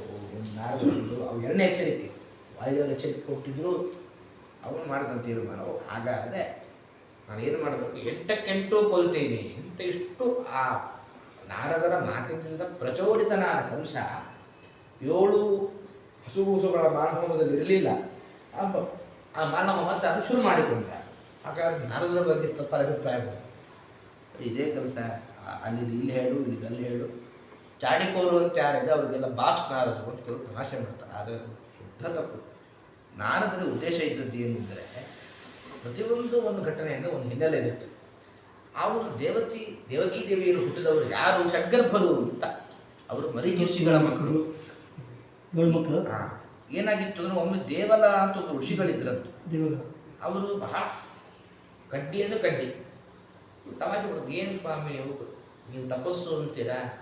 ದೇವರು ಜ್ಞಾನಾನಂದ ಗುಣ ಪರಿಪೂರ್ಣ, ನೀವು ಜ್ಞಾನಾನಂದ ಗುಣ ಪರಿಪೂರ್ಣ ಉಪಾಸನೆ ಮಾಡೋದಿಲ್ಲ, ದೇಹ ಪುಷ್ಟಿಯಾಗಿರೋ ಒಳ್ಳೆ ಕಡ್ಡಿ ಇದ್ದಂಗೆ ಇದೆಯಲ್ಲ ಅಂತ ಅವರು ತಮಾಷೆ ಮಾಡೋದು. ಶಾಪ ಕೊಟ್ಟರಂತೆ ನೀವು. ಹಾಗಾದರೆ ನೀವು ಕಾಲನೇಮಿ ಮಕ್ಕಳಾಗ್ಬಿಟ್ರಿ, ಶಾಪ ಕೊಟ್ಟರಂತೆ ಋಷಿಗಳ ಪುತ್ರರು. ಹಾಗಾದರೆ ತಮಾಷೆ ಮಾಡಲಿಕ್ಕೆ ಹೋಗಿ ಅವರ ಮನಸ್ಸಿಗೆ ನೋವಾಗದೇ ಇದ್ದರೆ ತಮಾಷೆ ಇರಬೇಕು. ತಮಾಷೆ ಏನಾದರೂ ಮನಸ್ಸಿಗೆ ನೋವು ಆಯಿತು ಬಹಳ ಅನರ್ಥ ಇದೆ. ಆದರೆ ತಮಾಷೆ ಅಷ್ಟು ದೂರ ಇದೆ ಅಂತ ಎಚ್ಚರ ಕೊಡ್ತಾರೆ ಪುರಾಣಕಾರ. ಸರಿ, ಅವರು ಈ ಕಾಲನೇಮಿಯ ಮಕ್ಕಳಾಗಿ ಹುಟ್ಟಿದ್ರು. ಅವಧ್ಯರಾಗಲು ಷಡ್ಗರ್ಭರು ಪ್ರಸಿದ್ಧ ಆಯ್ತವರಿಗೆ. ಅವರು ಅವಧ್ಯರಾಗಬೇಕು ಅಂತ ಬ್ರಹ್ಮದೇವರನ್ನು ಕುರಿತು ತಪಸ್ಸು ಮಾಡಿದರಂತೆ. ಆಗ ಒಬ್ಬನಿಗೆ ಕೋಪ ಬರುತ್ತಂತೆ. ಯಾರನ್ನ? ಹಿರಣ್ಯಕಶಿಪು. ಯಾಕೆಂದ್ರೆ ಹಿರಣ್ಯಕಶಿಪುಗೆ ಸ್ವಯಂ ನಾನೇ ಬ್ರಹ್ಮ ಅಂತ ಲೆಕ್ಕ. ಅವನಂತೆ ನನ್ನನ್ನು ಕುರಿತು ತಪಸ್ಸು ಮಾಡಿದ್ರೆ ನಾನೇ ವರ ಕೊಡ್ತಾ ಇದ್ದೆ. ವಸ್ತುತಃ ಹಿರಣ್ಯಕಶಿಪುಗೆ ವರ ಕೊಟ್ಟರು ಬ್ರಹ್ಮದೇವರು. ಅವನಿಗೆ ಅಪಕಾರ ಬರ್ತೋಗಿದೆ. ನಾನೇ ವರ ಕೊಡ್ತಾ ಇದ್ದೆ, ನೀವು ನನ್ನನ್ನು ಈ ಬ್ರಹ್ಮನನ್ನು ಪರಿತ್ಯಾಗ ಮಾಡಿ ಆ ಡೂಪ್ಲಿಕೇಟ್ ಬ್ರಹ್ಮದೇವರ ಹತ್ರ ನೀವು ಈ ತಪಸ್ಸು ಮಾಡಿರೋದರಿಂದ ನಿಮ್ಮ ಅಪ್ಪನಿಗೆ ಇನ್ನೊಂದು ದೇವದಲ್ಲಿ ನೀವು ಹುಟ್ಟರೆ ಅವನೇ ನಿಮ್ಮನ್ನು ಕೊಲ್ಲಿ ಅಂತ ಶಾಪ ಕೊಟ್ಟನಂತೆ ಈ ಹಿರಣ್ಯಕಶಿಪು. ಮತ್ತು ಅಲ್ಲೂ ಸಮಸ್ಯೆ, ಹಿರಣ್ಯಕಶಿಪುವಿನ ಒಳಗೂ ಒಂದು ದೇವತೆಯಾವೇಶ ಇತ್ತು, ಭಕ್ತನೇ ಇದ್ದಾನೆ. ಆ ಮಾತು ಸತ್ಯ ಆಗಬೇಕು. ಹಾಗಾದರೆ ಅದಕ್ಕೋಸ್ಕರ ಕಂಸನ ಒಳಗೆ ಕಾಲನೇಮಿ ಇರೋದರಿಂದ ಈ ಒಂದು ದೇವ ಸಂಕಲ್ಪ ನೆರವೇರಬೇಕೆಂಬ ಕಾರಣಕ್ಕೋಸ್ಕರ ನಾರದರು ಬಂದು ಅವನೇನು ಆ ಮಕ್ಕಳನ್ನು ಕೊಲ್ಲುವ ಉಪಾಯ ಇಲ್ಲದೆ ಹೋದ್ರು, ಕೊಲ್ಲುವ ಉಪಾಯ ಕೊಟ್ಟರು. ಯಾಕೆ ಅಂದರೆ ಈ ಒಂದು ರಹಸ್ಯ ಇದೆ, ಈ ಉದ್ದೇಶ ಇರುತ್ತೆ. ಆದ್ದರಿಂದ ಇದು ನಾರದರ ಒಂದು ತಪ್ಪು ಪರಿಕಲ್ಪನೆ ಅಲ್ಲವೇ ಅಲ್ಲ. ಅಂದರೆ ಕಂಸ ಅವನು ಸಹಜವಾಗಿ ಅವನು ದುಷ್ಟಾನೆ ಒಳಗೆ ಋಷಿಗಳಿದ್ರೆ ಆಗಲಿಲ್ಲ. ಒಳಗೆ ಇರತಕ್ಕಂಥ ಋಷಿಗಳಿದ್ರು. ಋಷಿಗಳು ಹಾಗೆ ಒಳ್ಳೆ ಬುದ್ಧಿ ಮತ್ತೆ ಇದರಲ್ಲಿ ಬರ್ತಾರೆ ಜೈ ವಿಜಯದಲ್ಲಿ ಆಕ್ಚುಲಿ ಹೌದು. ಮತ್ತೆ ಆ ಜೀವ ಅಲ್ಲ ಅವ್ರದ್ದು ಇದಲ್ಲ, ಅವ್ರದ್ದು ಈ ದಂತಭಕ್ತ ಶಿಶುಪಾಲ ಅವ್ರದ್ದೇ ಶಿಶುಪಾಲ ಅಂತ ಒಂದು. ಯಾಕೆಂದರೆ ಅದಾದ್ಮೇಲೆ ಆಯಿತು 8-7 ಮಗು ಆಯಿತು. ಪರಮಾತ್ಮ ತಾನು ಪ್ರಕಟನಾದ. ಪರಮಾತ್ಮ ಹೇಗಿದ್ದ? ತಥೋ ಜಗನ್ಮಂಗಲಮಚ್ಯುತಾಂಶಂ ಸಮಾಹಿತಂ ಸೂರಸುತೇನ ದೇವಿ ದಧಾರ ಸರ್ವಾತ್ಮಕಮಾತ್ಮಭೂತಂ ಕಾಷ್ಠಾಯತಾನಂದಕರಂ ನಭಸ್ತಃ. ಹುಣ್ಣಿಮೆ ಚಂದ್ರನ ಥರ ಇದ್ದಂತೆ. ಹುಣ್ಣಿಮೆ ಚಂದ್ರ ಪೂರ್ವದಕ್ಕಿನಲ್ಲಿ ಹೇಗೆ ಪ್ರಕಟ ಆಗ್ತಾನೋ ಹಾಗೆ ಪರಮಾತ್ಮ ದೇವಿಕೆಯ ಹೊಟ್ಟೆಯಲ್ಲಿ ಬಂದ. ಹೇಗಿದ್ದ ಅವನು? ಸತ್ಯವ್ರತಂ ಸತ್ಯಪರಂ ತ್ರಿಸತ್ಯಂ ಅಂತ ಹೇಳಿ ಸ್ವಲ್ಪ ಹೇಳುವ ತಮದ್ಭುತಂ ಬಾಲಕವಂ ಭುಜಕ್ಷಣಂ ಚತುರ್ಭುಜಂ ಶಂಕೃತಾಯುಧಂ ಕಣ್ಣು ಕಮಲದ ಹಾಗೆ, ಕೈಯಲ್ಲಿ ಶಂಖ ಚಕ್ರ ಗದ ಪದ್ಮ ಶಿವತ್ಸ ಚಿಹ್ನೆ ಕೌಸ್ತುಭಾಭರಣ ಪೀತಾಂಬರ ಹುಟ್ಟಿದ್ದ, ಎಣ್ಣೆಗಪ್ಪಿನವ, ವೈಡೂರ್ಯ ಮಣೆಗಿತ್ತು, ಮತ್ತು ಹಣೆಯಲ್ಲಿ 3, ಹೊಟ್ಟೆಯಲ್ಲಿ 3 ಗೆರೆ, ಹೀಗೆಲ್ಲ ಇತ್ತು. ಒಂದೇ ಕ್ಷಣ ಆ ರೂಪವನ್ನು ತಾನು ಮರೆ ಮಾಡಿದಂತೆ. ಯಾಕೆ ಅಂದರೆ ವಸುದೇವ ದೇವಕಿಯರಿಗೆ ದೇವರು ತನಿಸಿಬಿಟ್ರೆ ಮುಂದಿನ ಯಾವ ಕೆಲಸವೂ ಆಗೋದಿಲ್ಲ. ಹಾಗಾಗಿ ಒಂದು ಕ್ಷಣ ಆ ರೂಪ ಮರೆ ಮಾಡಿದ. ಮುಂದೇನು ಮಾಡಬೇಕು? ಪರಮಾತ್ಮನ ಆದೇಶ ಕೊಟ್ಟಂತೆ ಒಂದು ನಂದಗೋಕುಲ ಅಂತಿದೆ, ಅಲ್ಲೊಬ್ಬ ನಮ್ಮನ್ನು ಬಿಡು ಅಂತ ಆದೇಶ ಕೊಟ್ಟ. ಸೊ ಈಗ ಬಿಡಬೇಕು. ಏನು ಮಾಡಿತ್ತು? ಕಾರಾಗಕ್ಕೆಲ್ಲ ಗಟ್ಟಿಯ ಬಂಧನ ಮಾಡಿದ್ದ. ಎಲ್ಲ ಕಂಸನ ಸೇವಕರಿಗೆ ಜೋರು ಒಳ್ಳೆ ನಿದ್ದೆ ಬರ್ತದೆ. ಅವ್ರು ಇಡೀ ಜೀವನದಲ್ಲಿ ಅಂಥ ನಿದ್ದೆ ಅವ್ರು ಬಂದೇ ಇಲ್ಲ. ಬೆಳಿಗ್ಗೆ ಎದ್ದು ಕೇಳಿದ್ರು, ಭಾಳ ಖುಷಿಯಾಗಿ ಒಳ್ಳೆ ನಿದ್ದೆ, ಭಾಳ ಖುಷಿಯಲ್ಲಿದ್ದಾರೆ ನಿದ್ದೆಯಲ್ಲಿ. ಏನು ಅಂದರೆ ಅಭಿಪ್ರಾಯ, ದೇವರನ್ನು ಯಾರಾದರೂ ಹೊತ್ತುಕೊಂಡ್ರೆ ಮನಸ್ಸಿನಲ್ಲಿ, ವಸುದೇವ ತನ್ನ ಕೈಯಲ್ಲಿ ದೇವರನ್ನು ಹೊತ್ತುಕೊಂಡ. ಕೈಯಲ್ಲಿ ಹೊತ್ತುಕೊಂಡ ಮಾತ್ರಕ್ಕೆ ಎಲ್ಲ ಮುಂದಿರುವ ಅವರ ತೊಂದರೆಗೆ ತಿರೋರಿಗೆಲ್ಲ ನಿದ್ದೆ ಬಂತು. ತೊಂದರೆ ಕೊಡಲಿಲ್ಲ. ಸಂದೇಶ ಏನು ಅಂದರೆ ಕೈಯಲ್ಲಿ ಹೊತ್ತುಕೊಂಡವರಿಗೆ ಎಂಥ ಪರಿಣಾಮವಾಗ್ತಾರೆ? ಯಾರೋ ಹೃದಯದಲ್ಲಿ, ಕೈಗಿಂತ ಹೃದಯ ಗ್ರೇಟ್. ಹಾಗಾದರೆ ಹೃದಯದಲ್ಲಿ ಯಾರು ದೇವರನ್ನು ಹುಟ್ಟುಕೊಂಡು ಬಿಟ್ಟರೆ ನಿಮ್ಮ ವಿರೋಧಿಗಳೆಲ್ಲ ನಿರಾತಕವಾಗಿ ನಿದ್ದೆ ಮಾಡ್ತಾ ಇರ್ತಾರೆ. ನಿಮ್ಗೇನು ಆತಂಕ ಇರೋಲ್ಲ. ನಾನು ಸಂದೇಶ ಕೊಟ್ಟಂತೆ ಎಲ್ಲ ಮುಗಿತು. ಕೊನೆಗೇನಾಯಿತು? ಸ್ವಯಂ ವ್ಯಶೀರಿ ಅಂತ ಯಥಾ ತಮ್ಮೂರುವೆ ತಾವೇ ಸರಪಳಿ ಬಿತ್ತು, ಬೇಗ ಕೆಳಗೆ ಬಿತ್ತು, ಎಲ್ಲ ಬಿತ್ತು. ಏನು ಅಂದರೆ ಸರಿ ಎಲ್ಲ ಖುಷಿ ಆಯ್ತಂತೆ. ಅದಾದಮೇಲೆ ಹೋದ ಅಲ್ಲಿ ಸ್ವಯಂ ಯಮುನಾದೇವಿ ತಾನು ದಾರಿ ಬಿಟ್ಲಂತೆ. ಯಾಕೆ ಯಮುನೆ ದಾರಿ ಬಿಟ್ಲು ಅಂದರೆ, ಹಿಂದೆ ಯಮುನೆಯ ಪತಿ ಸಮುದ್ರ ರಾಜ. ನನ್ನ ಗಂಡ ಜಾಗ ಬಿಟ್ಟಿರಲಿಲ್ಲ. ರಾಮಚಂದ್ರ ಸಮುದ್ರವನ್ನೇ ಒಣಗಿಸಬೇಕು ಅಂತ ಹೊರಟಿದ್ದ. ಆ ರಾಮನೇ ಈ ಕೃಷ್ಣ. ನಾನೇನ ದಾರಿ ಬಿಟ್ಟಿಲ್ಲ ಅಂತಂದರೆ ಅವಳುಗಾರ ನನ್ನ ಗಂಡನಿಗಾರ ಗತಿ ಹೆಂಡತಿಗೂ ಬರುತ್ತೆ ಅಂತ ಭಾವಿಸಿ ಏನೋ ಯಮುನೆ ದಾರಿ ಬಿಟ್ಲು ಅಂತ ಅದರ ವರ್ಣನೆ ಮಾಡ್ತಾರೆ ಗುಣಿಸಿ ವಿಜಯದಲ್ಲಿ. ದಾರಿ ಬಿಟ್ಟ. ಅಲ್ಲಿ ದುರ್ಗಾದೇವಿ ಇರ್ತದೆ. ಆ ಕಥೆ ಪ್ರಸಿದ್ಧ. ಅದಾದಮೇಲೆ ದೇವಕಿ ದೇವಿ ಆ ಮಗು ಮತ್ತೆ ಎತ್ತಿಕೊಳ್ಳಿಕ್ಕೆ ಹೋದ. ಹೇಳ್ತಾರಂತೆ, ಈ 1 ವಾರ ಉಳಿಸು ಅಂತ ಮಗು ಕೇಳಲಿಲ್ಲ. ಓದಬೇಕು. ಕೂಡಲೇ ಆ ಮಗು ಆಕಾಶ ಕಾರ್ಯ ಹೇಳ್ತಂತೆ, ನೀವು ತಲೆ ಇಲ್ಲ, ಪರಮಾತ್ಮ ಎಲ್ಲೋ ಬೇರೆ ಕಡೆ ಬೆಳೀತಾ ಇದ್ದಾರೆ. ಹಾಗಾಗಿ ನೀವು ಏನು ಮಾಡೋದು ವ್ಯರ್ಥ ಇಷ್ಟು ಹೇಳಿ ದುರ್ಗಾರಿಗೆ ತಾನು ಹೋದಂತೆ. ನಮ್ಮ ಪ್ರಶ್ನೆ ಬರ್ಬೋದು. ಅದಾದಮೇಲೆ ಕಂಸ ಒಂದು ಮೀಟಿಂಗ್ ಮಾಡ್ತಾನೆ. ಅವರೆಲ್ಲ ದುಷ್ಟ ಒಂದು ಮಂತ್ರಿಗಳು ಗುಂಪು ಇಲ್ಲ ಕೇಳಿದ ಕಂಸ ಕೇಳ್ತಾರಂತೆ, ಏನು ಮಾಡಬೇಕು ಇಷ್ಟೆಲ್ಲ? ಯಾರೊಬ್ಬ ಮಂತ್ರಿ ಅಂತ ಹೇಳಿದಂತೆ, ಸ್ವಾಮಿ ನಾವು ಈ ಬಹಳ ದಿನ ಆಗಿತ್ತು, ನೀವೆಲ್ಲ ಬಾಲ್ಯದಲ್ಲಿ ಇದ್ದಾಗೆಲ್ಲ ಈ ಗೋ ಹತ್ಯೆ, ಶಿಶು ಹತ್ಯೆ ನಾವೆಲ್ಲ ಗುಂಪಾಗಿ ಮಾಡ್ತಾ ಇದ್ವಿ. ಈಗ ಅವೆಲ್ಲ ಒಂದು ನಮ್ಮ ಲೆಕ್ಕದಲ್ಲಿ ಅವೆಲ್ಲ ಒಂದು ಒಳ್ಳೊಳ್ಳೆ ಪುಣ್ಯಕರ್ಮ. ಆ ಕೆಲಸ ಮಾಡದೆ ಬಹಳ ದಿನ ಆಗೋಗಿದೆ. ಮತ್ತೊಮ್ಮೆ ನಮ್ಮ ಒಂದು ಸಂಭ್ರಮೋತ್ಸವ ಎಲ್ಲ ಬಾಲ ಹತ್ಯೆ ಆ ಕಾರ್ಯಕ್ರಮ ಶುರು ಮಾಡಿಕೊಳ್ಳೋಣ. ಎಲ್ಲ ಮಕ್ಕಳ ಹತ್ಯೆಯೂ ಆಗಲಿ, ಕೃಷ್ಣನೂ ಎಲ್ಲೋ ಇರ್ತಾನೆ, ಅವನು ಮೃತನ ಆಗ್ತಾನೆ. ಅದಕ್ಕೆ ಪೂತನ ಬಾಯಿ ಕರೆದು ಎಲ್ಲ ಕೊಲ್ಲಬೇಕು ಅಂತ ಅವ್ರು ಕೊಟ್ಟು ಕಳಿಸಿದ್ರು. ಇದು ಪ್ರಶ್ನೆ ಬರುತ್ತೆ, ದುರ್ಗಾದೇವಿ ಈ ವಿಷಯ ಹೇಳದೆ ಹೋಗಿದ್ರೆ ಅಷ್ಟು ಮಕ್ಕಳ ಹತ್ಯೆ ಉಳಿತಾ ಇತ್ತಲ್ವ. ಅಂದರೆ ಮೋಕ್ಷಕ್ಕೆ ಹೋಗೋದು ಎಷ್ಟು ಕಷ್ಟ. ದುಷ್ಟರಿಗೆ ಬೇಕಾದ ಮೋಕ್ಷಕ್ಕೆ ಹೋಗೋದು ಅಷ್ಟೇ ಕಷ್ಟ. ಆ ಸಾಧನೆಯೂ ಅಷ್ಟು ಪೂರ್ವವಾಗಿ ಮಾಡಬೇಕು ಅಂತ ನಾವೀಗೆಲ್ಲ ಅಂದುಕೊಳ್ತಾ ಇರ್ತೇವೆ. ಎಷ್ಟೋ ಜನ ದೇವರಿಲ್ಲ ಅಂತ ಹೇಳೋದು ಎಲ್ಲ ತಮಸ್ಸು ಅಂತ. ಖಂಡಿತ ಅಲ್ಲ. ದೇವರ ಅಸ್ತಿತ್ವವನ್ನು ತಿಳಿ ದುರ್ಯೋಧನ, ಕಂಸ ಇಲ್ಲ. ಶಾಸ್ತ್ರ ಭಾಳ ಶಾಸ್ತ್ರ ಓದಿಕೊಂಡವರು. ಶಾಸ್ತ್ರ ಓದಿ ಆ ನೆಲೆಗಟ್ಟಿನಲ್ಲಿ ದೇವರಿಲ್ಲ ಅಂತ ಹೇಳೋದೊಂದು, ಏನು ಓರದೇ ದೇವರಿಲ್ಲ ಅಂತ ಹೇಳೋದು ದುಃಖ ಭಾಳ ದೊಡ್ಡ ಸಾಧನೆ ಬೇಕು. ಅವನು ಸಾಧನೆ ಪರಿಪೂರ್ಣ ಆಗಬೇಕು ಕಾರಣಕ್ಕೋಸ್ಕರ ಕೂಡ ಆಗಿದೆ. ಪೂತನಾದೇವಿ ಬಂದಂತೆ ಒಳ್ಳೆ ವೇಷ, ಕೃಷ್ಣನ ಪಾಲ್ಯ, ಕೆಲವು ಅದ್ಭುತ ಬಾಲಲೀಲೆಯನ್ನು ವರ್ಣನೆ ಮಾಡ್ತಾ ಹೋಗುತ್ತೆ ಪುರಾಣ. ಒಮ್ಮೆ ಪೂತನೆಯ ಸುಂದರ ರೂಪವನ್ನು ನೋಡೇ ದಾರಿ ಬಿಟ್ಲಂತೆ. ಯಾಕೆಂದರೆ ಯಶೋದೆ ಕೂಡಲೇ ಕೃಷ್ಣನನ್ನು ಕೊಂಡು ಕೃಷ್ಣನನ್ನು ಕಂಡಂತೆ ಕಂಡು ಎತ್ತಿಕೊಂಡು ಯಶೋದೆ ಏನು ಮಾಡಬೇಕು ಅಂತ ಗೊತ್ತಾಗ್ತಾ ಇಲ್ಲ. ನೋಡಿಕೊಂಡು ಹಾಗೆ ಇದ್ದಾಳೆ. ಕೃಷ್ಣನಿಗೆ ಸ್ತನ್ಯಪಾನ ಮಾಡುವ ಕೆಲಸಕ್ಕೆ ಹೋಗಿ ವಿಷ ಕೊಡಲಿಕ್ಕೆ ಹೋದರು. ಕೃಷ್ಣ ಅವನ ಪ್ರಾಣವನ್ನೇ ಓಡಿಸಿದ. ಅಲ್ಲ, ಸ್ತ್ರೀವಧೆ ನಿಷಿದ್ಧ ಆಗುವ ಪ್ರಶ್ನೆ ಬಂದರೆ ಈಗ ಸ್ತ್ರೀವಧೆ ನಿಷಿದ್ಧ. ಪೂತನ ಬಾಯಿಯನ್ನು ಸಾಮಾನ್ಯ ಅಲ್ಲ. ಸಾವಿರಾರು ಮನೆಗೆ ಹೋಗಿ ಹಾಲು ಕುಡಿಸುವ ನೆಪದಲ್ಲಿ ಮಕ್ಕಳ ಪ್ರಾಣ ಪಕ್ಷಿಗೆ ಹಾರಿಸಿದ ಮಹಾತಾಯಿಗಳು. ಅದರಿಂದಾಗಿ ದುಷ್ಟರು ಅಂತಾದ ಮೇಲೆ ದುಷ್ಟರಿಗೆ ಶಿಕ್ಷೆ ಕೊಡುವ ಕರ್ತವ್ಯ. ಹಾಗಾಗಿ ಶಿಕ್ಷೆ ಕೊಟ್ಟ. ಸರಿ, ಅದೇನು ಮಾಡಿದ್ರಂತೆ ನೋಡೋದು ಬಹಳ ದೇಹ ಬಿದ್ದಿತ್ತು. ಎಲ್ಲರೂ ಆ ಕೊಡಲಿಯಿಂದ ದೇಹದ ಒಂದೊಂದು ಪಾರ್ಟ್ ಸುಟ್ರಂತೆ. ದೇಹ ಎಷ್ಟು ವಿಸ್ತಾರ ಅಂತ ಹೇಳಿ ಒಟ್ಟಿಗೆ ಸುಡ್ಲಿಕ್ಕೆ ಜಾಗನೇ ಇರಲಿಲ್ಲಂತಲ್ಲಿ. ಆ ಪ್ರಸಂಗದಲ್ಲಿ ಒಂದೊಂದು ಪಾರ್ಟ್ ಸುಟ್ಟರೆ ಒಳ್ಳೆಯ ಪರಿಮಳದ ಹೊಗೆ ಬಂತು, ಸುಗಂಧದ ಪರಿಮಳ ಹೊಗೆ. ಯಾಕೆ ಅಂದರೆ ಊರ್ವಶಿಯ ಒಳಗೆ ಊರ್ವಶಿಯೂ ಇದ್ಲು. ಊರ್ವಶಿ ಸ್ವರ್ಗಕ್ಕೆ ಹೋದಳು, ಪೂತನೆ ಮಾತ್ರ ತಾನು ತಮಸ್ಸಿಗೆ ಹೋದಳು.